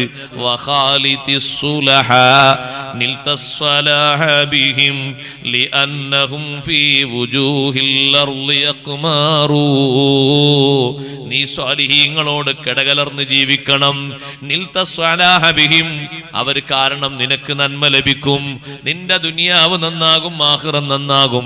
ലിഅന്നഹും ഫീ വുജൂഹിൽ അർളി യഖ്മാറൂ, കാരണം അവർ ഭൂമുഖത്തുള്ള നക്ഷത്രങ്ങളാണ്. അതേ, നല്ല ആളുകളുടെ കൂടെ ഇരിക്കുന്നതിന് ഹദീസിൽ ഉദാഹരണം പറഞ്ഞത് മസലുൽ ജലീസി സ്വാലിഹി, നല്ല മനുഷ്യന്റെ കൂടെ ഇരിക്കുന്ന ആള് അത്തർ വിൽക്കുന്ന ആളെ കൂടെ ഇരിക്കുന്നവനെ പോലെയാ. അത്തർ വിൽക്കുന്ന ആളെ കൂടെ ഇരുന്നാൽ എന്താണ് കിട്ടുന്നത്? ഒന്നുകിൽ അത്തറിന്റെ മണം നിനക്ക് ഇഷ്ടപ്പെട്ടിട്ട് നീ വില കൊടുത്തു വാങ്ങും, അതല്ലെങ്കിൽ അത്തറുകാരൻ ഒന്ന് വാസനിച്ചോളൂ എന്ന് പറഞ്ഞിട്ട് ഒന്ന് തേച്ചു തരും, അതല്ലെങ്കിലോ അത്തർ വാങ്ങാൻ വന്ന ആളുകളുടെ ശരീരത്തിൽ നിന്നോ മറ്റോ അത്തർ നിനക്ക് വാസനിക്കും. 3 രൂപത്തിലായാലും നിനക്ക് ഖൈറല്ലേ. അത്തർ വാങ്ങിയാലും നല്ല വാസനയാണ്, അത്തർ ഫ്രീ ആയി തേച്ച് തന്നാലും നല്ലതാണ്, മറ്റുള്ളവർ വാങ്ങിക്കൊണ്ടുപോയി തേക്കുമ്പോഴും നിനക്ക് വാസനയാണ്. നല്ലവരോടൊപ്പം ചേർന്ന് നീ ജീവിക്കുമ്പോ ഒരുപക്ഷെ നല്ല മാതൃകകൾ നിനക്ക് ലഭിക്കും, അല്ലെങ്കിൽ നീ ചോദിച്ച മാതൃകകൾ സ്വീകരിക്കും, ഇൽമു നേടും. നീ അവരുടെ പിന്നാലെ കൂടിയിട്ട് അതെന്താ ഇതെന്താന്ന് ചോദിച്ച് നീ പഠിക്കും. അതൊന്നുമില്ലെങ്കിലോ മറ്റു പലരും അവിടെ വരുമ്പോ ദുആ ചെയ്യുമ്പോ ദുആഇന്റെ ബറക്കത്ത് നിനക്ക് ലഭിക്കും, സതുപദേശത്തിന്റെ മഹത്വം നിനക്ക് ലഭിക്കും. അവരെ കൂടെ ഇരിക്കുമ്പോ നിന്റെ മനസ്സ് നന്മയിലാണ്, നിനക്ക് നല്ല മണമാണ് ലഭിക്കുന്നത്. അതേ സമയത്ത് ദുഷിച്ച സ്വഭാവമുള്ള ആളുകളുടെ കൂടെ ഇരിക്കുന്നവര് കൊല്ലപ്പണിക്കാരന്റെ അടുത്ത് പോയിരിക്കുന്നവരെ പോലെയാണ്. എന്താണ് അവിടെ പോയിരുന്നാൽ അവൻ നല്ല ഇരുമ്പും മറ്റുമൊക്കെ വേവിക്കുമ്പോ അതിന്റെ കറകൾ നീക്കുമ്പോ ആ ഇരുമ്പിൽ നിന്നുള്ള തുരുമ്പുകൾ നിന്റെ ശരീരത്തിലേക്ക് വസ്ത്രത്തിലേക്ക് വന്നാല് ചിലപ്പോ നിസ്കരിക്കാൻ പോലും പറ്റൂല, ഓട്ടയായിട്ട് വേറെ വസ്ത്രം മാറി ധരിക്കേണ്ടി വരും. നിന്റെ ബാഹ്യതലത്തിൽ ഇങ്ങനെ ഒരു നിനക്ക് തീരെ ഇഷ്ടപ്പെടാത്ത രീതിയിൽ ഒരു സ്വഭാവം വരുന്നത് ഉള്ളിലേക്കും അതിന്റെ കേടുവരും. ദുസ്വഭാവിയുടെ കൂടെ നീ ഇരിക്കുമ്പോ അവന്റെ ബാഹ്യതലത്തിലുള്ള സ്വഭാവം മോശമാണ്, അത് പതുക്കെ പതുക്കെ നിന്റെ മനസ്സിലേക്കും പിടിമുറുക്കി പോകും. ഒന്നുമില്ലെങ്കിൽ ഇനി അങ്ങനെ അവിടെ കത്തിക്കുന്നൊന്നില്ലെങ്കിൽ നിന്റെ ശരീരത്തിലേക്ക് അവിടെ നിന്ന് തുരുമ്പുകളൊന്നും തെറിച്ച് കരികളോ തീപ്പൊരികളോ വരുന്നില്ലെങ്കിലും ദുർഗന്ധം നിനക്ക് സഹിക്കാൻ പറ്റൂല, ദുർഗന്ധ വാസനയുണ്ടാകും അവിടെ. അല്ലെങ്കിലും ആ ചെയ്യുന്ന പണി ചെയ്യുന്ന സ്ഥലത്ത് നീ ഇരിക്കുമ്പോ നിനക്ക് കാണാനും വാസനിക്കാനും സന്തോഷമില്ലാത്ത അവസ്ഥയുണ്ടാകും. ഈ ദുസ്വഭാവിയുടെ കൂടെ ഇരിക്കുമ്പോ ദുസ്വഭാവങ്ങൾ പകരുമെന്ന് പറഞ്ഞപ്പോ ഇമാം നവവി റഹ്മത്തുള്ളാഹി അലൈഹി ഈ ഹദീസ് വിശദീകരിച്ചുകൊണ്ട് നമ്മെ പഠിപ്പിച്ചു. ഈ ഹദീസിൽ നിന്ന് നമുക്കൊരു പാഠമുണ്ട്. ബിദ്അത്തുകാരന്റെ കൂടെ ഇരിക്കാൻ പാടില്ല, ഫാസിഖിന്റെ കൂടെ ഇരിക്കാൻ പാടില്ല, ഗീബത്ത് പറയുന്നവന്റെ കൂടെ ഇരിക്കാൻ പാടില്ല, നമീമത്ത് പറയുന്നവന്റെ കൂടെ ഇരിക്കാൻ പാടില്ല, ഫിത്നയും ഫസാദും പറയുന്നവന്റെ കൂടെ ഇരിക്കാൻ പാടില്ല. സെക്സ് മാത്രം പറയുന്ന ചില ആളുകളുണ്ട്, ഏത് ഭാഷ പറഞ്ഞാലും സെക്സേ മണക്കൂ. അവരെങ്ങനെ പറഞ്ഞാലും പറഞ്ഞാലും അവ്യക്തമായി പറയുന്നത് മുഴുവനും സെക്സ് ആണ്, മടങ്ങുന്ന ളമീർ മുഴുവനും അതിലേക്കാണ്. അങ്ങനത്തെ ആളെ കൂടെ നീ ഇരുന്നു പോകരുത്. നിന്റെ ജീവിതത്തിന്റെ സ്വഭാവമായി മാറും അത്, നിനക്കത് സന്തോഷമായി മാറും. അതുകൊണ്ടല്ലേ സഹോദരങ്ങളെ, നിങ്ങൾ നോക്ക്, നമ്മുടെ നാട്ടിൽ നിന്ന് എത്ര പേരുണ്ട്. അള്ളാഹു നമ്മളെ ഈമാന് സലാമത്താക്കട്ടെ. ഇവിടെ വന്നിട്ട് മഖ്ബറയിൽ സിയാറത്തൊക്കെ ചെയ്ത് അവരാദ്യമായിട്ട് 28ാമത്തെ വയസ്സിൽ കല്യാണമൊക്കെ കഴിഞ്ഞൊരു കുട്ടിയൊക്കെ ഉണ്ടായിട്ട് ഉസ്താദിനോട് വന്നിട്ട് പറഞ്ഞു, ഉസ്താദേ ഞാൻ നാളെ ദുബായിലേക്ക് പോവുകയാണ്, ഒരു നല്ല വിസ കിട്ടിയിട്ടുണ്ട്, നല്ല ജോലിയൊക്കെ ലക്ഷ്യം വെച്ച് പോവുകയാണ്. എല്ലാവരും സമ്മതമൊക്കെ തന്ന് വാപ്പിയും ഉമ്മയൊക്കെ സന്തോഷത്തോടെ എല്ലാവരും ഉണ്ട് വാഹനത്തിൽ സിയാറത്തിന് വേണ്ടി വന്നതാണ്. അങ്ങനെ വന്ന് സിയാറത്തൊക്കെ ചെയ്ത് അങ്ങനെ യാത്രയിൽ സിയാറത്തിൽ പ്രത്യേക സുന്നത്തില്ലേ? സുന്നത്തില്ലാതെ അപ്പോൾ ആൾക്കാർ വെച്ച് അങ്ങനെ സുന്നത്തുണ്ടോ? സയ്യിദുനാ റസൂലുള്ളാഹി സ്വല്ലല്ലാഹു അലൈഹി വസല്ലം ഞങ്ങൾ നടത്തിയ വലിയ യാത്രയില്ലേ മിഅ്റാജ്, ഡയറക്റ്റ് ആയിട്ട് മിഅ്റാജിലേക്ക് പകർന്നു വരുന്നതാ? അല്ല. മക്കയിൽ നിന്ന് പോകുമ്പോൾ ആദ്യം ഒരു സ്ഥലത്ത് ജിബ്രീൽ അലൈഹിസ്സലാം പറഞ്ഞു, ഇവിടെ ഇറങ്ങണം, 2 റക്അത്ത് നിസ്കരിക്കണം എന്ന് പറഞ്ഞു. നിസ്കരിച്ചു. ചോദിച്ചു, ഇതേതാ സ്ഥലം? സ്വല്ലൈത ബി ത്വയ്ബ. തങ്ങളിപ്പോ നിസ്കരിച്ച ത്വയ്ബയിലാണ്, മദീനയിലാണ്. അടുത്ത കൊല്ലം കഴിഞ്ഞാൽ ഹിജറ വരാനുള്ളത് ഇങ്ങോട്ടാണ്. അവിടെയാണ് ഇപ്പൊ തങ്ങൾ നിസ്കരിച്ചത്. കുറച്ചുകൂടി മുന്നോട്ട് പോയി, ഇറങ്ങണം നബിയെ, ഫസ്വല്ലി റക്അത്തൈൻ, 2 റക്അത്ത് നിസ്കരിക്കണം ഇവിടെ. ഇതേതാ സ്ഥലം? ഇത് ബത്ലഹേമാണ്. എന്താണ് ഇവിടെയുള്ള പ്രത്യേകത? മൗലിദ് ഈസാ അലൈഹിസ്സലാം, ഈസാ നബി അലൈഹിസ്സലാം ജനിച്ച സ്ഥലമാണ്. ഈ ബത്ലഹേം എന്ന് പറയുന്ന ഈ കുന്നിന്റെ മുകളിലാണ് ഈസാ നബി അലൈഹിസ്സലാം ജനിച്ചത്. അവിടെ ഇറങ്ങിയിട്ട് 2 റക്അത്ത് നിസ്കരിച്ചു. കുറച്ചുകൂടി മുന്നോട്ട് പോയി പറഞ്ഞു, തങ്ങൾ ഇറങ്ങണം, 2 റക്അത്ത് നിസ്കരിക്കണം. വാഹനത്തിൽ നിന്നിറങ്ങി 2 റക്അത്ത് നിസ്കരിച്ചു. എവിടെയാന്ന് ചോദിച്ചു. ഇപ്പൊ തങ്ങൾ ഇറങ്ങിയത് മദിയനിലാണ്.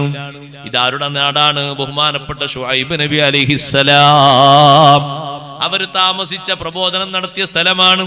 ഈ നാടിന് ബർക്കത്തുള്ളതുകൊണ്ട് ഇവിടെ ഇറങ്ങി 2 റക്അത്ത് നിസ്കരിക്കണം. ഇങ്ങനെ പല സ്ഥലങ്ങളിലും ഇറങ്ങി നിസ്കരിച്ചതിന് ശേഷമല്ലേ ബൈത്തുൽ മഖ്ദിസിൽ തങ്ങളെത്തുന്നത്. എന്തിനാണ് അതിന്റെ മുമ്പ് ഇവിടൊക്കെ ഇറങ്ങി നിസ്കരിച്ചത്? ബറക്കത്തുള്ള സ്ഥലങ്ങളെ കൊണ്ട് ബറക്കത്തെടുത്ത് യാത്രക്ക് തുടക്കം കുറിക്കുന്നത്, യാത്രയിൽ ഇടയിൽ അങ്ങനെ ബറക്കത്തെടുക്കുന്നത് പുണ്യമാണ്, സുന്നത്താണെന്ന് പഠിപ്പിക്കാനാണ്. അപ്പൊ ഈ നാട്ടിൽ താമസിക്കുന്ന ആളല്ലേ, ഒരു സിയാറത്തിന് വേണ്ടി ഇത്രയും കാലം നാട്ടിൽ നിന്നല്ലോ, എല്ലാ വെള്ളിയാഴ്ചയും മറ്റൊക്കെ ഒന്ന് സിയാറത്ത് ചെയ്യും, പോവുകയാണ്. അപ്പൊ സിയാറത്തിന് വേണ്ടി വന്നു. സിയാറത്ത് കഴിഞ്ഞ് മൂപ്പര് ഗൾഫിലേക്കൊക്കെ പോയി സലാം പറഞ്ഞ് എല്ലാവരും ദ്വാരന്ന് പോയി. അങ്ങനെ 2 കൊല്ലം കഴിഞ്ഞ് തിരിച്ചു വന്നിട്ട് ഇവിടെ വെള്ളിയാഴ്ച സിയാറത്തുണ്ട് അവിടെ. വെള്ളിയാഴ്ച സിയാറത്തിന് വേണ്ടി എല്ലാവരും നിൽക്കുമ്പോൾ മൂപ്പര് നിൽക്കുന്നില്ല. മൂപ്പര് പോകുക, ചെരുപ്പിട്ട് വേഗം പോവുകയാണ്, വാഹനമൊക്കെ സ്റ്റാർട്ടാക്കി വേഗം പോവുകയാണ്, നല്ല വാഹനത്തിൽ വേഗം പോകുക. അപ്പൊ ആൾക്കാരൊക്കെ ശ്രദ്ധിച്ച്, എന്താ മൂപ്പര് സിയാറത്തിന് നിൽക്കാത്ത? ഇവിടെ പോകുമ്പോൾ ഇവിടുന്ന് സിയാറത്ത് ചെയ്തിട്ടില്ലേ പോയത്? ഇപ്പൊ 2 വർഷം കഴിഞ്ഞപ്പോഴേക്ക് നേരെ പോയി കിട്ടിയ സഹവാസികൾ ആരാന്നറിയോ? വിദേഹത്തുകാരാണ്. അവർ നല്ല മരുന്ന് വെച്ചു കൊടുത്തു കൽബിലേക്ക്.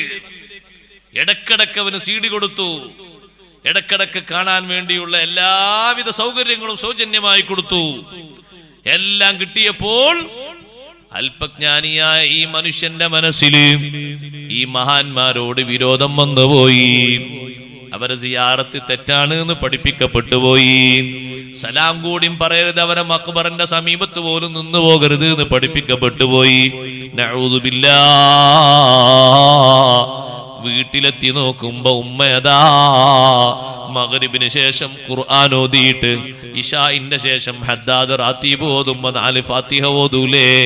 4 ഫാത്തിഹ ഓതുമ്പോ ഈ ചെറുപ്പക്കാരൻ ഉമ്മാന്റെ മുഖത്തേക്ക് ഗൗരവത്തോടെ നോക്കുന്നു. എന്താ മോനെ ഇന്നലെ ഇല്ലാത്തൊരു നോട്ടം? എന്താ നിങ്ങൾ ചെയ്യുന്നത്? മരിച്ചുപോയ കുറെ ആൾക്കാർക്ക് ഫാത്തിഹ ഓതിയിട്ട് വല്ല കാര്യമുണ്ടോ? എന്താ മോനെ നിനക്ക് പുതിയ വല്ല വിവരം കിട്ടിയോ? പുതിയ വിവരമല്ല, അല്ലാഹ് ഖുർആനിലൂടെ പറഞ്ഞാണ്, വലൈസ ലിൽ ഇൻസാനി ഇല്ലാ മാ സആ. ഉമ്മ ചിന്തിക്കുന്നു, മോനെ ഗൾഫ് പറഞ്ഞാച്ചിട്ട് പുതിയ ആയത്തും ഹദീസൊക്കെ ഒരുപാട് കിട്ടിയിട്ടുണ്ടല്ലോ, ഇവിടുന്ന് ദർസ് പോകാൻ പറഞ്ഞിട്ട് കൂടി കേട്ടിട്ടില്ല. എന്താ മോനെ ഓതിയത്? ആയത്തോ ഹദീസോ? ആയത്തുമ്മ. എന്താണ് ആയത്തിന്റെ അർത്ഥം? ആയത്തിന്റെ അർത്ഥം എനിക്ക് അറിഞ്ഞൂടാ. ആയത്ത് എപ്പോഴാണ് ഇറങ്ങിയത്? അതൊന്നും അറിഞ്ഞൂടാ. ആയത്തിന് എത്ര വ്യാഖ്യാനുണ്ട്? അതൊന്നും എനിക്കറിഞ്ഞൂടാ. പിന്നെ എന്തിനാ ഓതിയത്? നിങ്ങൾ ഫാത്തിഹ ഓതാൻ പാടില്ല എന്നുള്ള ഈ ആയത്ത് ഓതിയത്. ഈ ആയത്തിലുണ്ടോ ഫാത്തിഹ ഓതാൻ പാടില്ല? ഈ ആയത്തിലുണ്ടോ ഈ ഒരാള് മരിച്ചതിന് ശേഷം എന്തെങ്കിലും സ്വതക്ക ചെയ്താൽ ആ കിട്ടൂല എന്ന് ഈ ആയത്തിലുണ്ടോ? ഇല്ലല്ല. ആയത്തിൽ എന്താ ഉള്ളത്? വലൈസ ലിൽ ഇൻസാനി ഇല്ലാ മാ സആ.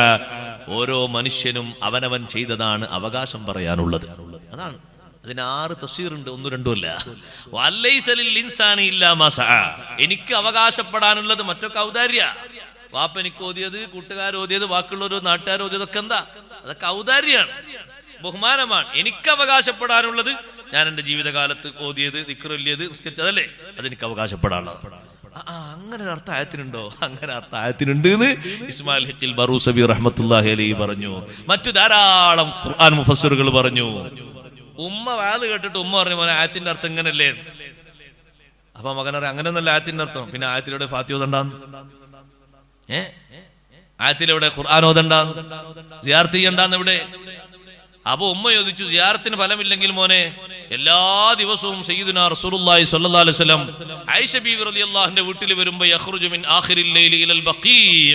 ഇമാം മുസ്ലിം റഹ്മത്തുള്ളാഹി റിപ്പോർട്ട് ചെയ്യുന്ന ഹദീസ് ഉണ്ടല്ലോ. നാളെ ഒരു ഉസ്താദ് വേദന കേട്ട് ഞാൻ പഠിച്ചു വെച്ചിട്ടുണ്ട്. ഉമ്മമാരൊക്കെ പഠിച്ചു വെക്കണം, അല്ലെങ്കിൽ മക്കളെ നന്നാക്കാൻ കഴിയൂല. എന്താ പഠിച്ചു വെക്കണ്ടേ? എല്ലാ ഇൽമും പഠിച്ചു വെക്കണം. തൗഹീദും വിശ്വാസവും തെളിവൊക്കെ പഠിച്ചു വെക്കണം. നമ്മള് ഉമ്മമാരെ സാധാരണ വീട്ടിൽ ഭക്ഷണങ്ങൾ ഉണ്ടാക്കാനുള്ളത് മാത്രം പഠിച്ചാൽ പോരെ, എല്ലാം പഠിക്കണം. കുട്ടികൾ വിശ്വാസം പേച്ചു വരുമ്പോ അവരെ നല്ലോണം നിർദ്ദേശിച്ചിട്ട് ഒരൊറ്റ രാത്രി തന്നെ അവരെ മനസ്സ് നന്നാക്കണം. അങ്ങനെ 2 കൊല്ലം കിട്ടിയാൽ ചേറ് നീക്കണമെങ്കിൽ ചെറുത് പോരാ. വിദേഹത്തിന്റെ കറ നീക്കണമെങ്കിൽ കട്ടിയിൽ തന്നെ ഉപദേശം കൊടുക്കണം, കട്ടിയിലുള്ള തെളിവും പറഞ്ഞു കൊടുക്കണം. ഉമ്മാമ പറഞ്ഞു, ഇമാം മുസ്ലിം റഹ്മത്തുള്ളാഹി റിപ്പോർട്ട് ചെയ്ത ഹദീസിലുണ്ട്.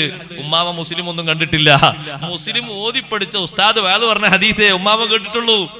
ഉമ്മാമ പറഞ്ഞു, മോനെ ഞാൻ ഫാത്തിഹ ഓതിന് എനിക്ക് വിരോധമുണ്ടോ? നബി സല്ലല്ലാഹു അലൈഹി വസല്ലം ഞാൻ മരിച്ചുപോയ വലിയ ഫാത്തിഹ ഓതിയിട്ടല്ലേ നീ കിറുകിറക്കുന്നത്? മരിച്ചുപോയ ആൾക്കാർക്കൊന്നും കിട്ടൂല എന്നല്ലേ, ചെയ്തിട്ട് കാര്യമില്ല എന്ന് പറയുന്നത്. എന്നാ ലോകത്തിന്റെ നേതാവ് സയ്യിദുനാ റസൂലുള്ളാഹി സ്വല്ലല്ലാഹു അലൈഹി വസല്ലം നിങ്ങൾ ആയിഷ ബീവിന്റെ വീട്ടിൽ വരുന്ന എല്ലാ ദിവസവും ആദ്യഘട്ടത്തിൽ 9 ദിവസത്തിൽ ഒരു ദിവസം ആയിഷ റളിയല്ലാഹുവിന്റെ വീട്ടിൽ വരാറുണ്ട്. കുറച്ചുകൂടി കാലം കഴിഞ്ഞപ്പോ 9 ദിവസത്തിൽ 2 ദിവസമായി മാറി. അതെങ്ങനെ ഉസ്താദേ 2 ദിവസം? 9 ഭാര്യമാർക്ക് ഓരോരുത്തർക്കും ഓരോ ദിവസമല്ലേ? അല്ല, ലോകത്തൊരു പെണ്ണും കൊടുക്കാത്തൊരു സംഭാവന സൗദ ബീവി റളിയല്ലാഹു അൻഹ നബി തങ്ങൾക്ക് കൊടുത്തു. നബി സല്ലല്ലാഹു അലൈഹി വസല്ലം ഞങ്ങളെ വീട്ടിൽ സൗദ ബീവിന്റെ വീട്ടിലേക്ക് വന്നപ്പോ സൗദ റളിയല്ലാഹു അൻഹ നബി തങ്ങളെ 2ാമത്തെ പത്നിയാണ്. സൗദ ബീവി റളിയല്ലാഹു അൻഹ പറഞ്ഞു, അല്ലാഹുവിന്റെ റസൂലേ, എന്റെ അടുത്തേക്ക് വരാനുള്ള ദിവസം തങ്ങൾ പകല് വന്നാൽ മതി, എന്റെ രാത്രി ഞാൻ ആയിഷ ബീവിക്ക് ദാനം ചെയ്തു. ലോകത്ത് 2ാമത്തെ ഒരു പെണ്ണ് പറയോ, എന്റെ അടുത്തേക്ക് വരാളന്ന് എന്റെ അടുത്തേക്ക് തന്നെ വരണോ? അപ്പൊ നിനക്ക് വയസ്സ് അതൊന്നും നിങ്ങൾ നോക്കണ്ട, എന്റെ അടുത്തേക്ക് വരാൾ എന്റെ അടുത്തേക്ക് വരണം, വയസ്സായ നോക്കണ്ട, മറ്റൊന്നും നോക്കണ്ട. അല്ല, നിനക്ക് ഇന്ന് നിന്നോട് ബന്ധപ്പെടാം, അതൊന്നും നോക്കണ്ട, എന്റെ ദിവസം നിന്ന് വരണം. അങ്ങനല്ലേ എന്ന് പറയാം? അതാർക്കും വിട്ടരൂല എന്നല്ലേ പറയാ? അതാ ലോകത്തൊരു പെണ്ണും കൊടുക്കാത്ത സംഭാവന എന്ന് പറഞ്ഞത്. സൗദ ബീവി റളിയല്ലാഹു അൻഹ പറഞ്ഞു, എത്രമാത്രം വലിയ ഒരു മനസ്സാ നോക്കണം നിങ്ങൾ, അവർക്ക് എത്ര ക്ലിയറുള്ള മനസ്സാണ്. ആയിഷ റളിയല്ലാഹു അൻഹ എത്ര ചെറുപ്പക്കാരിയായ പെണ്ണാണ്. സൗദ ബീവി റളിയല്ലാഹു അൻഹ മനസ്സിലുള്ള മുറാദ് എന്താണെന്നറിയോ? ആ വീട്ടിൽ വെച്ചാണ് വഹയി ഇറങ്ങിയത്. ബാക്കി 8 ഭാര്യമാരെ വീട്ടിൽ വെച്ചും നബി സല്ലല്ലാഹു അലൈഹി വസല്ലം തങ്ങൾക്ക് വഹയി ഇറങ്ങിയിട്ടില്ല. അപ്പൊ കൂടുതൽ വഹി ഇറങ്ങാനും വിഷയങ്ങൾ വരാനൊക്കെ ഞാനൊരു സഹായിക്കോട്ടെ, അതിന് തങ്ങൾ എന്റെ അടുത്തേക്ക് വരുന്ന ദിവസം പകൽ ഇവിടെ വന്ന് ഭക്ഷണം കഴിച്ച് വിശ്രമിച്ചു പോയാൽ മതി, രാത്രി ഞാൻ ആയിഷ ബീവിക്ക് വേണ്ടി ദാനം ചെയ്തു. അങ്ങനെ പിന്നീട് 2 ദിവസമായി ആയിഷ റളിയല്ലാഹു അൻഹയുടെ വീട്ടിലേക്ക് വരുന്ന രാത്രി മഹദി പറയുന്നു, യഖ്റുജു മിൻ ആഖിറിൽ ലൈലി ഇലൽ ബഖീ'. രാത്രിയുടെ അവസാന സമയം ഒരു 3 മണി 4 മണി സമയത്ത് ജന്നത്തുൽ ബഖീയിലേക്ക് പുറപ്പെടുന്നു സയ്യിദുനാ റസൂലുള്ളാഹി സ്വല്ലല്ലാഹു അലൈഹി വസല്ലം. അവിടെ പോയിട്ട് ദുആർക്കുന്നു, സലാം പറയുന്നു.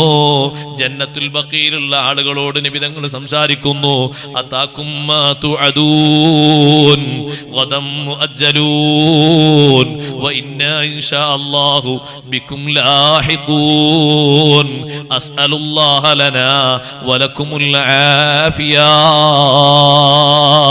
നിങ്ങളോട് വാഗ്ദാനം ചെയ്യപ്പെട്ട് നിങ്ങൾക്ക് വന്നല്ലോ, മരണം അല്ലാഹുവിന്റെ വാഗ്ദാനമല്ലേ, ശേഷമുള്ള പരീക്ഷണവും ഈ ജീവിതവും അല്ലാഹു വാഗ്ദാനം ചെയ്തതല്ലേ, അത് നിങ്ങൾക്ക് സംഭവിച്ചല്ലോ.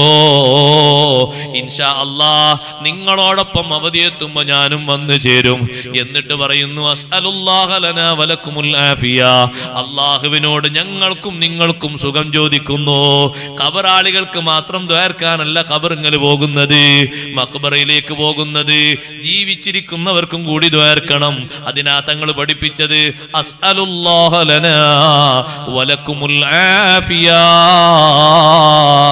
നിങ്ങൾക്കും ഞങ്ങൾക്കും അള്ളാഹുവിനോട് ഞാൻ ആഫിയത്ത് ചോദിക്കുന്നു, നിങ്ങൾക്കും ഈ ഖബർ ജീവിതത്തിൽ സുഖം വേണം, ഭൗതിക ലോകത്ത് ഞങ്ങൾക്കും സുഖം വേണം എന്ന് ഞാൻ അള്ളാഹിനോട് ചോദിക്കുന്നു.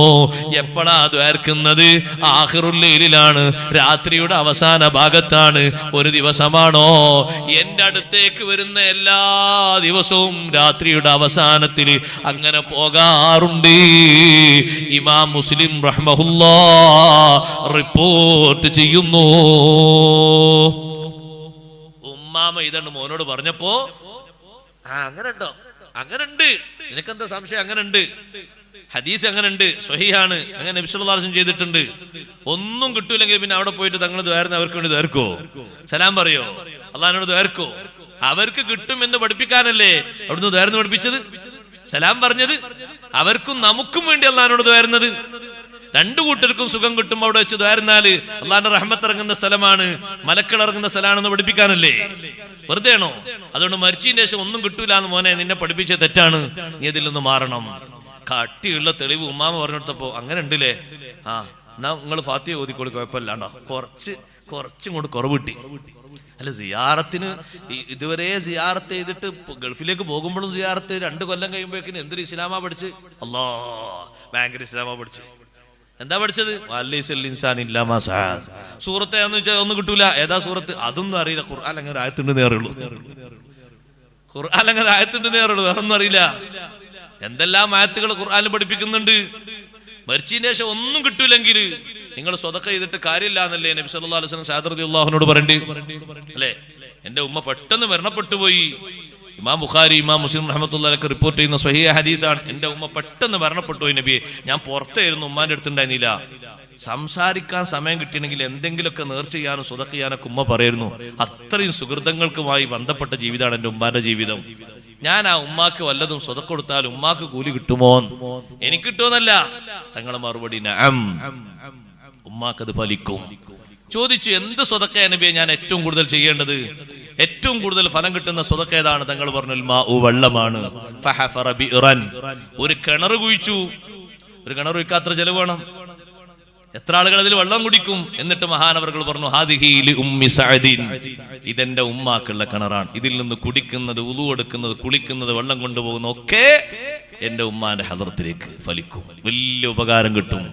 അങ്ങനല്ലേ മഹാന്മാർ പഠിപ്പിച്ചത്? മരിച്ചതിന് ശേഷം മരണത്തോടുകൂടെ ഒക്കെ കഴിഞ്ഞു എന്നുള്ളത് സത്യത്തിൽ ഇസ്ലാമിന്റെ വിശ്വാസം തന്നെ അല്ലത്. ഇസ്ലാമിന്റെ വിശ്വാസ മരിക്കലോടുകൂടെ ഒക്കെ കഴിഞ്ഞു എന്നുള്ള അങ്ങനെ വിശ്വാസം ഇസ്ലാമിനുണ്ടോ? ഇല്ലല്ല. മരിക്കലോടെ യഥാർത്ഥ ജീവിതം തുടങ്ങിയതാണ് ഇസ്ലാമിന്റെ വിശ്വാസം. അതല്ലേ ആഖിറത്തിലേക്കുള്ള അവ്വലു മൻസിലിൻ മിൻ മനാസിലിൽ ആഖിറ, ആഖിറത്തിലേക്കുള്ള ആദ്യത്തെ വീടാണ് ഖബർ. അഷ്റഫുൽ ഖൽഖ് സല്ലല്ലാഹു അലൈഹി വസല്ലം പറഞ്ഞു, അൽ ഖബ്റു അവ്വലു മൻസിലിൻ മിൻ മനാസിലിൽ ആഖിറ, പരലോകത്തേക്ക് പോകാനുള്ള ഭവനങ്ങളിൽ ആദ്യത്തെ ഭവനമാണ് ഖബർ. ഫഇൻ നജാ മിൻഹു ഫമാ ബഅദഹു ഐസറു, ഖബറിൽ രക്ഷപ്പെട്ടാൽ ശേഷമുള്ളത് എളുപ്പമാണ്. ഖബറിൽ രക്ഷപ്പെട്ടില്ലെങ്കിലോ ഫമാ ബഅദഹു അഫ്ളഉ, ശേഷമുള്ളത് വല്ലാത്ത നീരസമാണ്, സഹിക്കാൻ കഴിയാത്ത ലോകമാണ്. ഖബറിന്റെ സുആലിൽ നിന്ന് രക്ഷപ്പെട്ടു പോയി, ഉത്തരമൊക്കെ കിട്ടി സന്തോഷായി പോയി. സുഹൃതങ്ങളെ കൊണ്ട് അവിടെ സന്തോഷം നിറക്കാൻ മലക്കുകൾ വന്ന് സന്തോഷം പറഞ്ഞു പോയി. നല്ല നിലക്ക് മലക്കുകൾ മറുപടി പറഞ്ഞ് സന്തോഷിപ്പിച്ചു.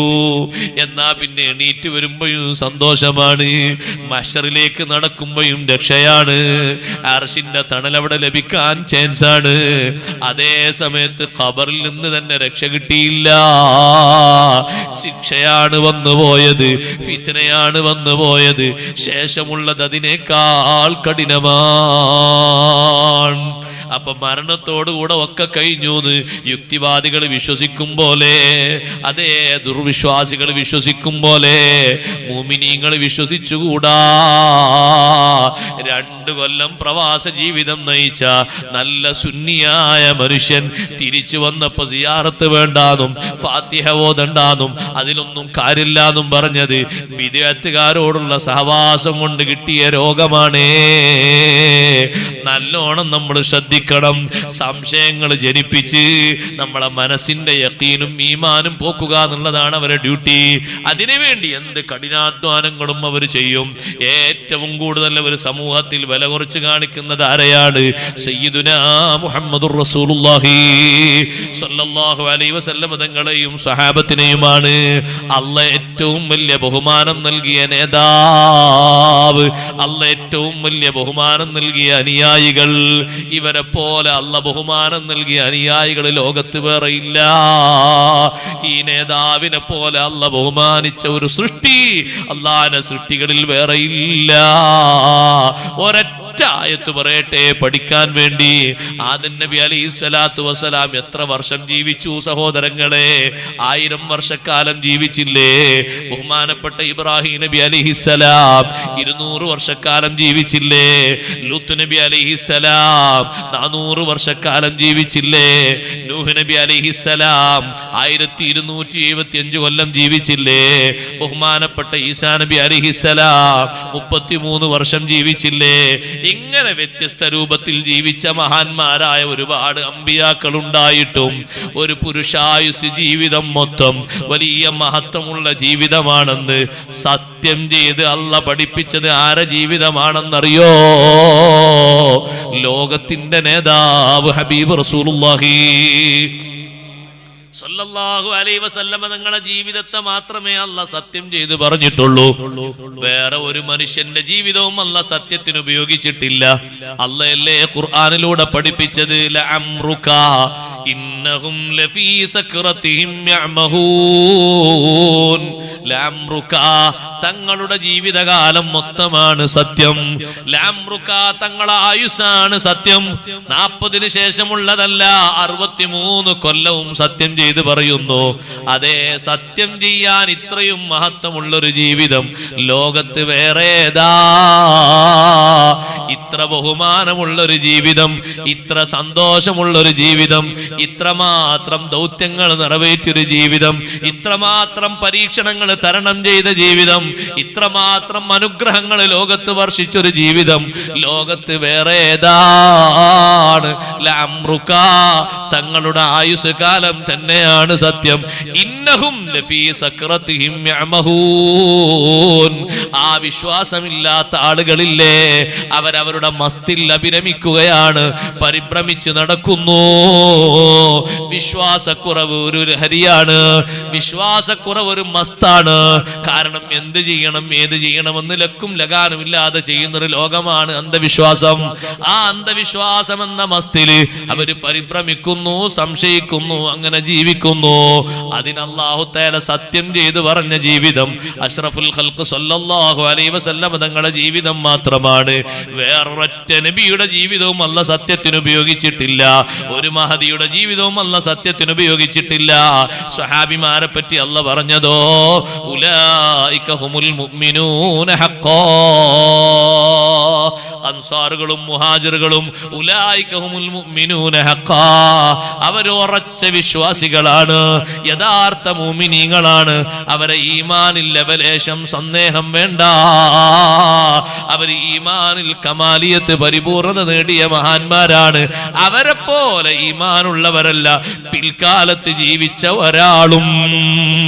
പിൽക്കാലത്ത് ജീവിച്ച ഒരാളും ഇവരെ പോലെ ഈമാനുള്ളവരല്ല.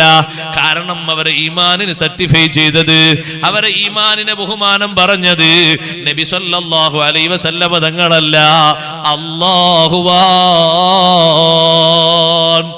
ഇത്ര ബഹുമാനമുള്ള ആളുകൾ ആരാ ലോകത്ത്? ഇവരെ ബഹുമാനം ഇടിച്ചു താഴ്ത്തുകയാണ് സർവ്വ ബിദ്അത്തുകാരുടെയും ലക്ഷ്യം. അവരെ ബഹുമാനങ്ങൾ കുറവാക്കുക, അവർ പറഞ്ഞ വിഷയങ്ങൾ സംശയിപ്പിക്കുക, അവർ ചെയ്ത കാര്യങ്ങളിൽ തിരുത്തുക, അവരെ പറ്റി ഇല്ലാത്ത കഥകൾ പ്രചരിപ്പിക്കുക. അള്ളാഹു നമ്മളെ കാത്തുരക്ഷിക്കട്ടെ. അതുകൊണ്ട് ബിദ്അത്തുകാരന്റെ കൂടെ ഇരിക്കുമ്പോ, ഗീബത്ത് പറയുന്നവന്റെ കൂടെ ഇരിക്കുമ്പോ നമ്മളെ മനസ്സ് കേടുവന്നു പോകും.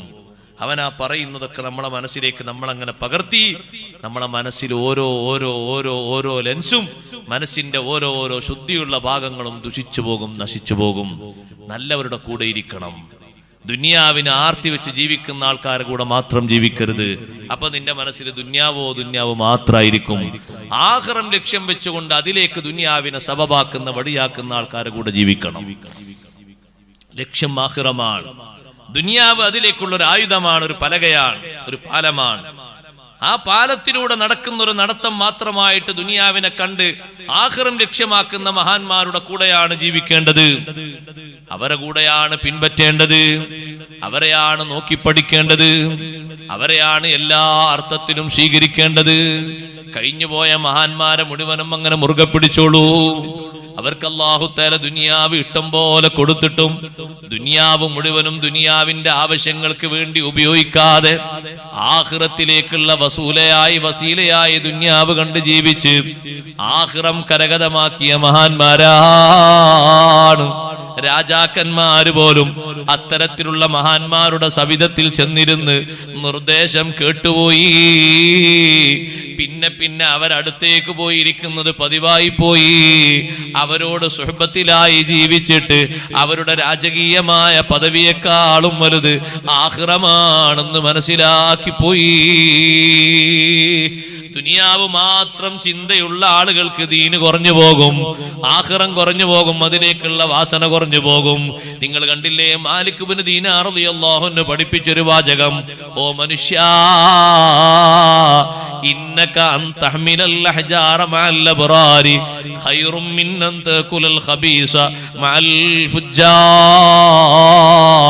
നിസ്കരിക്കാത്തവന്റെ കൂടെ, നോമ്പ് നോൽക്കാത്തവന്റെ കൂടെ, ഉമ്മമാരെ തലമറക്കാത്തവളെ കൂടെ, സദാസമയത്തും ചുണ്ടിന് പുരട്ടേണ്ട ആയുധവും വാങ്ങിയിട്ട് പുരട്ടി നടക്കുന്ന പെണ്ണിന്റെ കൂടെ, ഹരവസ്ത്രവും പരിവസ്ത്രവും മുക്കാൽ വസ്ത്രവുമായി നടക്കുന്നവരെ കൂടെ ജീവിച്ച് ഹോട്ടലിലും മറ്റും കയറി നല്ല ഭക്ഷണം കഴിക്കുന്നതിനേക്കാളും നല്ലത് ഇന്നക അൻ തഖുലൽ അഹ്ജാറ മഅൽ അബ്റാർ, മഹത്തുക്കളെ കൂടെ നീ കല്ലേറ്റി കൊണ്ടുപോകുന്നതാണ്. ഖൈറുൻ, നിനക്ക് ഏറ്റവും ഉത്തമം, മിന്നൻ തഖുലൽ ഖബീസ മഅൽ ഫുജ്ജാർ, ദുഷിച്ച പ്രവർത്തനങ്ങളും ജീവിത രീതികളുമായി ജീവിക്കുന്ന മോഡേണിസ്റ്റുകളായ ആളുകളുടെ കൂടെ നല്ല പലഹാരം ഭക്ഷിക്കുന്നതിനേക്കാൾ, ജ്യൂസ് കുടിക്കുന്നതിനേക്കാൾ, വാഹനത്തിൽ കറങ്ങുന്നതിനേക്കാൾ നിനക്ക് ഏറ്റവും നല്ലത് നല്ല മഹത്തുക്കളെ കൂടെ കല്ല് ചുമക്കലാ. കല്ല് ചുമക്കാൻ എന്തൊരു സാഹസികതയുണ്ട്. പക്ഷേ നല്ലവരെ കൂടെ കല്ല് ചുമന്നോളൂ. ആ നല്ലവരുടെ കാറ്റ് തട്ടിയിട്ട് അവരെ വിയർപ്പിന്റെ വാസന അനുഭവിച്ചിട്ട് നന്മ ചെയ്യുന്നവരുടെ വാസനയും അവരുടെ സഹവാസവും അല്ല നിന്റെ കൽബിൽ തരുന്നു. അവരെ കൊണ്ട് നിനക്ക് ആഖിറം തരുന്നു.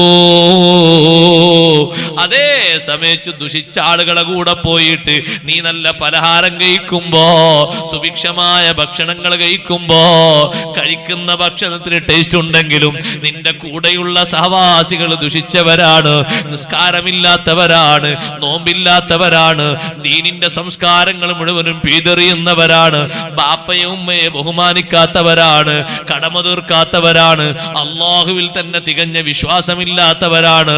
തമ്മാടിത്തരങ്ങൾ മുഴുവനും നല്ലതായിട്ട് അതൊക്കെ പുതിയ മുസ്ലിമിന്റെ മുഖമായിട്ട് കണ്ടിട്ട് ജീവിതത്തിലേക്ക് വലിച്ചു കൂട്ടുന്നവരാ. അവരെ സ്വഭാവങ്ങൾ അറിയാതെ നിന്റെ സംസ്കാരമായി മാറുന്നു. അവരെ ചെയ്തികൾ നിന്റെ ജീവിതത്തിലേക്ക് കടന്നു വരുന്നു. അതുകൊണ്ട് സഹോദരാ, ഈമാന് പോകുന്ന രീതിയിൽ, ഖാത്തിമത്ത് നഷ്ടമാകുന്ന രീതിയിൽ ഒരു കൂട്ടുകാരന്റെ കൂടെയും കൂടി പോകണ്ട. നിങ്ങൾ കണ്ടില്ലേ, രണ്ട് കൂട്ടുകാരെ പറ്റി അല്ലാഹു ഖുർആനിലൂടെ പഠിപ്പിക്കുന്നുണ്ട്. ഒരു കൂട്ടുകാരന്റെ കാരണം കൊണ്ട് മറ്റേ കൂട്ടുകാരന്റെ ഈമാന് പോയി. എന്താണ് അല്ലാഹു തആല പഠിപ്പിക്കുന്ന പാഠം? അതിന്റെ ആയത്തുകളും വിഷയങ്ങളൊക്കെ പറയുന്നതിന്റെ മുമ്പ് അഷ്റഫുൽ ഖൽഖ് റസൂലുള്ളാഹി സ്വല്ലല്ലാഹു അലൈഹി വസല്ലമ തങ്ങൾ ഒരു സ്വഭാവമുണ്ട്. മക്കയിലും ആ സ്വഭാവമുണ്ട്, മദീനയിലും ഒരു സ്വഭാവമുണ്ട്. ആര് ഭക്ഷണം ഉണ്ടാക്കി തങ്ങളെ ക്ഷണിച്ചാലും അത് ചെറിയ ആളാകട്ടെ ആളാകട്ടെ, വലിയ ആളാകട്ടെ, തൊഴിലാളിയാകട്ടെ, പാവപ്പെട്ടവനാകട്ടെ, മുതലാളിയാകട്ടെ, ക്ഷണം സ്വീകരിച്ച് തങ്ങൾ പോകുന്നൊരു പതിവുണ്ട്. ഉമയ്യത്ത് ബിൻ ഖലഫ് എന്ന് പറയുന്ന മനുഷ്യൻ നബി സല്ലല്ലാഹു അലൈഹി വസല്ലമ തങ്ങൾ ഒരു സദ്യക്ക് ക്ഷണിച്ചു. തങ്ങൾ പോയി കൊടുത്തു, ഭക്ഷണം കഴിച്ചു വന്നു. രണ്ടാമതും തങ്ങളെ ക്ഷണിച്ചു. തങ്ങൾ രണ്ടാമതും അങ്ങനെ വേറൊരു ദിവസം പോയി. മൂന്നാമത് വേറൊരു ഘട്ടത്തിൽ ക്ഷണിക്കാമെന്നപ്പോ, നിങ്ങൾ വിളിക്കുന്നിടത്തേക്കൊക്കെ ഞാൻ വരുന്നില്ലേ, ഞാൻ വിളിക്കുന്ന ദീനിലേക്ക് നിങ്ങൾക്കൊന്ന് വന്നുകൂടെ? സത്യമാണെന്ന് നിങ്ങൾക്ക് മനസ്സിലായിട്ടും എന്തിനാണ് ഈ മാത്സര്യ ബുദ്ധി? അതുകൊണ്ട് അള്ളാഹുവിലുള്ള വിശ്വാസവും ഞാൻ അള്ളാഹുവിന്റെ റസൂലാണെന്നും നിങ്ങൾ ഉറച്ച് ഉച്ചസ്ഥരം പ്രഖ്യാപിച്ചാലേ ഞാൻ നിങ്ങളെ കൂടെ വന്ന് ഭക്ഷണം കഴിക്കൂ. ബോധ്യമായിട്ടും നിങ്ങൾ എന്തിന് പിന്തിരിയണം? അതുകൊണ്ടതാ മനുഷ്യൻ നബി സല്ലല്ലാഹു അലൈഹി വസല്ലമ തങ്ങളോട് സത്യസാക്ഷ്യ വചനം ചൊല്ലി. അള്ളാഹുവിന്റെ റസൂൽ ആ വീട്ടിൽ പോയി ഭക്ഷണം കഴിച്ച് തിരിച്ചു വന്നപ്പോ ഈ ഉമയ്യത്തിന്റെ ഒരു കൂട്ടുകാരനുണ്ട്. കൂട്ടുകാരന്റെ പേരാണ് വലീദ്. വലീദ് ആ സദ്യയിൽ പങ്കെടുത്തിരുന്നില്ല, അയാൾ പുറത്തെവിടെയോ ആയിരുന്നു. നാട്ടിൽ വന്നപ്പോ ജനങ്ങൾ പറഞ്ഞു, വലീദേ, നിന്റെ കൂട്ടുകാരൻ ഉമയ്യത്ത് മുസ്ലിമായി പോയി. വലീദ് പറഞ്ഞു, അങ്ങനെ സംഭവിക്കാൻ സാധ്യതയില്ലല്ലോ. ഉണ്ട്, നിനക്കറിയുമോ, നിന്റെ കൂട്ടുകാരൻ ഭക്ഷണം ഉണ്ടാക്കിയിട്ട് മുഹമ്മദുർ റസൂലുള്ളാഹി സ്വല്ലല്ലാഹു അലൈഹി വസല്ലം നിങ്ങളെ വിളിക്കാൻ പോയി. ആദ്യഘട്ടത്തിൽ വന്ന് ഭക്ഷണം കഴിച്ചു. രണ്ടാമതും കുറെ നാളുകൾ കഴിഞ്ഞൊരു സദ്യ ഉണ്ടാക്കിയപ്പോ ഭക്ഷണത്തിന് വിളിക്കാൻ പോയി. അപ്പൊ ഈ നബി തങ്ങൾ ക്ഷണം സ്വീകരിച്ചു പോയി. മൂന്നാമത് അള്ളാഹുവിന്റെ വിശ്വാസവും നബി തങ്ങളുടെ വിശ്വാസവും ഒക്കെ പ്രഖ്യാപിക്കാൻ വേണ്ടി വിശദമായി ഇസ്ലാമിനെ പറ്റി ബോധ്യപ്പെട്ടിട്ടും നീ എന്തിനു മാറി നിൽക്കണമെന്ന് പറഞ്ഞപ്പോ, വലീദേ, നിന്റെ കൂട്ടുകാരൻ ഷഹാദത്ത് കലിമ ചൊല്ലിപ്പോയി. വലീദ് പറഞ്ഞു, അങ്ങനെ സംഭവിച്ചോ? സംഭവിച്ചിട്ടുണ്ട്. ഞാൻ എന്റെ കൂട്ടുകാരനെ കാണട്ടെ. വലീദ് പോയിട്ട് ഉമ്മയത്തിനോട് പറഞ്ഞു, നീ ഷഹാദത്ത് കലിമ ചൊല്ലിയോ? അപ്പൊ ഉമ്മയത്തൊന്നും ഉണ്ടെന്നില്ല. ചോദിച്ചതിന് മറുപടി, നീ ഷഹാദത്ത് കലിമ ചൊല്ലിയോ? ആ, ഞാൻ ചൊല്ലി. എന്തിനാ നീ ചൊല്ലിയത്? അല്ല, എൻ്റെ വീട്ടിൽ ഞാൻ ഭക്ഷണത്തിന് ക്ഷണിച്ചിട്ട് വീട്ടിൽ വന്നിട്ട് ക്ഷണം സ്വീകരിച്ച് വീട്ടിൽ വന്ന് ഭക്ഷണം കഴിക്കാതിരിക്കാന്ന് പറഞ്ഞാൽ നമ്മളെപ്പോലത്തെ ആൾക്കാർക്ക് ഒരു മാനക്കേടല്ലേ? ഒരാൾ വന്ന് ഭക്ഷണം കഴിക്കാതെ തിരിച്ചു പോകാന്നാണ്. ക്ഷണം സ്വീകരിച്ചിട്ട് വരാം, പക്ഷെ ഭക്ഷണം കഴിക്കൂല, ഞാൻ തിരിച്ചു പോരും എന്ന് പറഞ്ഞാൽ അതൊരു വലിയ വിഷമല്ലേ? അപ്പൊ ഞാൻ അങ്ങനെ ഷഹാദത്ത് ചൊല്ലി. നീ ചൊല്ലില്ലേ? ആ, ചൊല്ലി. എന്നാ ഞാനും നീയുമായിട്ട് ഒരു ബന്ധമില്ല. നമ്മള് ഫ്രണ്ട്സുകളല്ലേ, നമ്മള് കൂട്ടുകാരല്ലേ, നമ്മളെ ബന്ധപ്പെടാവില്ല. ഞാൻ നിന്നായിട്ട് ബന്ധം വേണോ? നീ തിരിച്ചു പോയിട്ട് ആ ഇസ്ലാം അങ്ങോട്ട് തിരിച്ചു കൊടുക്കണം. നീ ഇസ്ലാമിൽ നിന്നൊരു ബന്ധമില്ലാന്ന് പറയണം. പറഞ്ഞാൽ മാത്രം പോരാ, നീ ആ നേതാവിന്റെ മുഖത്തേക്ക് തുപ്പണമെന്ന് കൂടി വലീദ് പറഞ്ഞു. എങ്കിലേ ഞാൻ നിന്നോട് ബന്ധമുള്ളൂ. സുബ്ഹാനല്ലാഹ്. കൂട്ടുകാരന്റെ അഭ്യർത്ഥന മാനിച്ച് ഉമയ്യത്ത് ബിൻ ഖലഫ് പോകുന്നു. അഷ്റഫുൽ ഖൽഖ് റസൂലുള്ളാഹി സ്വല്ലല്ലാഹു അലൈഹി വസല്ലം തങ്ങളോട് പോയിട്ട് ഇസ്ലാമിൽ നിന്ന് രാജിയാണെന്ന് പ്രഖ്യാപിക്കുന്നു.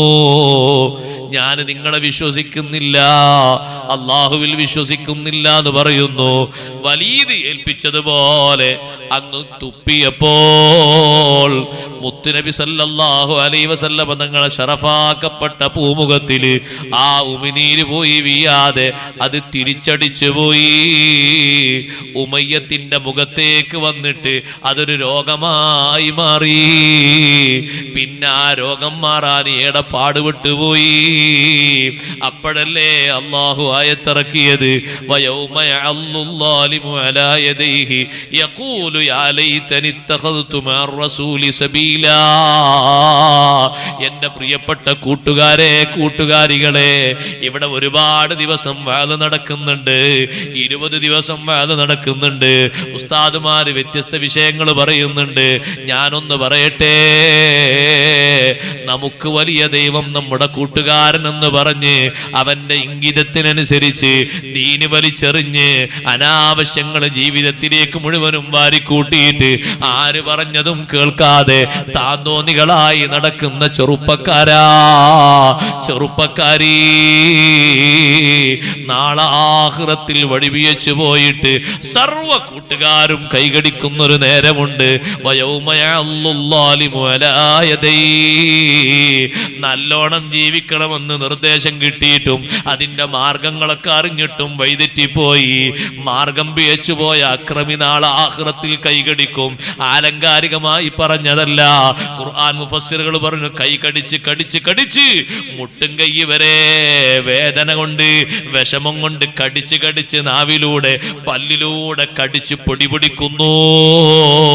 എന്നിട്ടവൻ പറയുന്നത്, യാ ലൈതനി തഖൽതു മഅർ റസൂലി സബീലാ, മുത്തുനബി സല്ലല്ലാഹു അലൈഹി വസല്ലം തങ്ങളുടെ കൂടെ തങ്ങളെ പാത പിൻപറ്റി ജീവിച്ചിരുന്നെങ്കിൽ ദുനിയാവിൽ കിട്ടിയ 60 കൊല്ലം 50 കൊല്ലം 40 കൊല്ലം 28 കൊല്ലം 20 കൊല്ലം അല്ലാഹുവിന്റെ റസൂലിന്റെ മാർഗത്തിലായി നിലനിന്നിരുന്നെങ്കിൽ എത്ര നന്നായിരുന്നു. യാ വൈലതാ ലൈതനി ലം അത്തഖിദ് ഫുലാനൻ ഖലീലാ. ബാപ്പ ഓന്റെ കൂടെ നീ നടക്കരുത് എന്ന് പറഞ്ഞിട്ടും ഉസ്താദുമാര് നിർദ്ദേശിച്ചിട്ടും ഓൻ ഫാസിഖാണ്, ഓൻ കുടിയനാണ്, ഓൻക്ക് മറ്റേ സ്വഭാവമുണ്ട്, നീ പെട്ടുപോകല്ല മോനെ, ഓൻ വിദ്യാർത്ഥികാരനാണ്, ഒപ്പം സ്കൂളിൽ പഠിച്ചത് ശരിയാണ്, ഒരേ ബെഞ്ചിരുന്നിട്ടാണ് SSLC പരീക്ഷയൊക്കെ ശരിയാണ്, പക്ഷേ നിനക്കോനെ നന്നാക്കാൻ കഴിയാത്തത് കൊണ്ട് നീ അവന്റെ കൂടെ ചേർന്നിട്ട് അവന്റെ കൂടെ ആയിപ്പോകല്ലേ, അവന്റെ സംസ്കാരം കൂടി നീ ചേർക്കല്ലേ എന്ന് എല്ലാവരും പറഞ്ഞിട്ടും നീ കേട്ടില്ലല്ലോ. എന്നിട്ട് ആഖിറത്തിൽ വെച്ച് കൈകടിച്ച് പറയുന്നത്, യാ വൈലതാ ലൈതനി ലം അത്തഖിദ് ഫുലാനൻ ഖലീലാ. ആ ചങ്ങാതിയുടെ കൂടെ ഫ്രണ്ട്ഷിപ്പുമായി നടക്കേണ്ടില്ലായിരുന്നു, കുടുങ്ങിപ്പോയല്ലോ. ലഖദ് അളല്ലനി, അവൻ എന്നെ തെറ്റിച്ചു കളഞ്ഞു. ലഖദ് അളല്ലനി അനി ദിക്രി ബഅദ ഇദ് ജാഅനി, നല്ല മാർഗം നല്ല ഉത്ബോധനം കിട്ടിയ ശേഷം നന്നാകണമെന്ന് തോന്നിയിട്ടും എന്നവൻ തെറ്റിക്കളഞ്ഞു. ഞാനിന്ന് ഇങ്ങോട്ട് വരുമ്പോ കാസർഗോഡ് ഒരു ചെറുപ്പക്കാരന്റെ കടയിൽ സാധാരണ 2-3 പ്രാവശ്യം അവിടെ ചായ കുടിക്കാൻ കയറിയില്ല, പരിചയത്തിന് ഒന്നും ചായ കുടിക്കാൻ കയറി. ഞാൻ ഇറങ്ങുമ്പോൾ ആ ചെറുപ്പക്കാരൻ പ്രത്യേകം ദ്വാരക്കണം എന്ന് പറഞ്ഞിട്ട് എന്നോട് പറഞ്ഞു, ഉസ്താദേ നന്നാകണമെന്ന് തോന്നി ഓരോ ദിവസവും പ്രതിജ്ഞ എടുക്കാറുണ്ട്, പക്ഷെ എല്ലാ ദിവസവും പുതിയ പുതിയ പുതിയ കാര്യങ്ങളെ കൊണ്ട് നമ്മൾ ദുഷിച്ചു പോവുകയാണ്, നിങ്ങളൊന്ന് ദ്വാരക്കണം, അല്ലാഹു തആല അവരെയും നമ്മളൊക്കെ നന്നാക്കി തരട്ടെ, അള്ളാഹിന്റെ സ്വാലിഹീങ്ങളിൽ നല്ല മനുഷ്യന്മാർ അള്ളാഹു ചേർത്തി തരട്ടെ. അപ്പൊ കൂടെ കൂടെ കൊണ്ട് നടക്കുന്ന കൂട്ടുകാരനായ മൊബൈലും നമ്മളെ ചതിക്കും. മൊബൈൽ ഒരുപാട് ആൾക്കാരെ ചതിച്ച പോലെ നമ്മളെയും ചതിക്കും. എങ്ങനെ ചതിക്കും? അതിലുള്ള ദൃശ്യങ്ങൾ, അതിലുള്ള ശ്രാവ്യങ്ങൾ അള്ളാഹ് പൊരുത്തപ്പെടാത്തതാണെങ്കിൽ നമ്മൾ അതിന്റെ അഡിക്റ്റായി മാറും.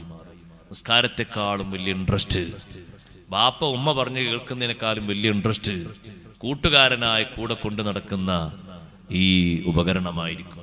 ഏറ്റവും കൂടുതൽ നേരം കളയുന്നത് ബാപ്പയും ഉമ്മയും രോഗമായിട്ട് അപ്പുറത്ത് കിടക്കുമ്പോൾ ആശ്വസിപ്പിക്കാനല്ല, 2 മണി 3 മണി വരെ സമയം കളയുന്നത് ഈ ഒരു കൂട്ടുകാരന് വേണ്ടിയായിരിക്കും. എന്താണോ അയാൾ നമുക്ക് കാണിച്ചിരുന്ന ദൃശ്യങ്ങൾ അത് കണ്ടങ്ങനെ നേരം കളയുക, അതിനുവേണ്ടി അങ്ങനെ ഭ്രാന്ത് പോലെ ഉറക്കൊഴിച്ചിരിക്കുക. എല്ലാ സമയത്തും ആരോടും കണക്ഷൻ ഇല്ലെങ്കിലും ഇപ്പൊ കണക്ഷൻ ഒരു പുതിയ കൂട്ടുകാരെ കിട്ടിയല്ലേ.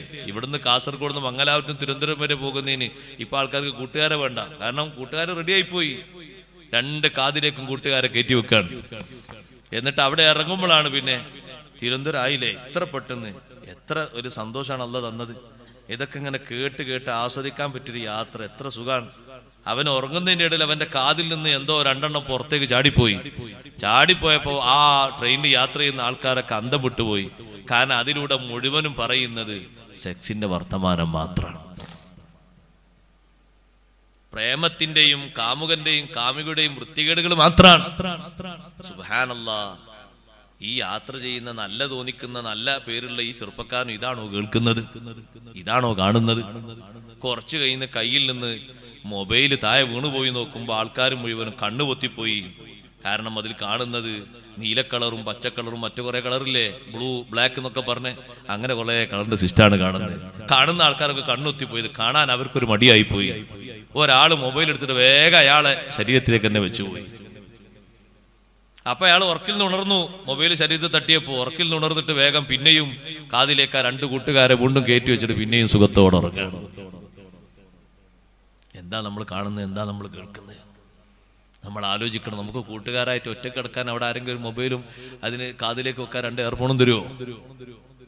ആരെങ്കിലും കൂടെ കൊണ്ടുവരുമോ? നല്ലത് കേൾക്കുകയാണെങ്കിൽ അപ്പൊ തന്നെ ആൾക്കാർ ഉറങ്ങിപ്പോവാണ്. കണ്ടില്ല നിങ്ങൾ?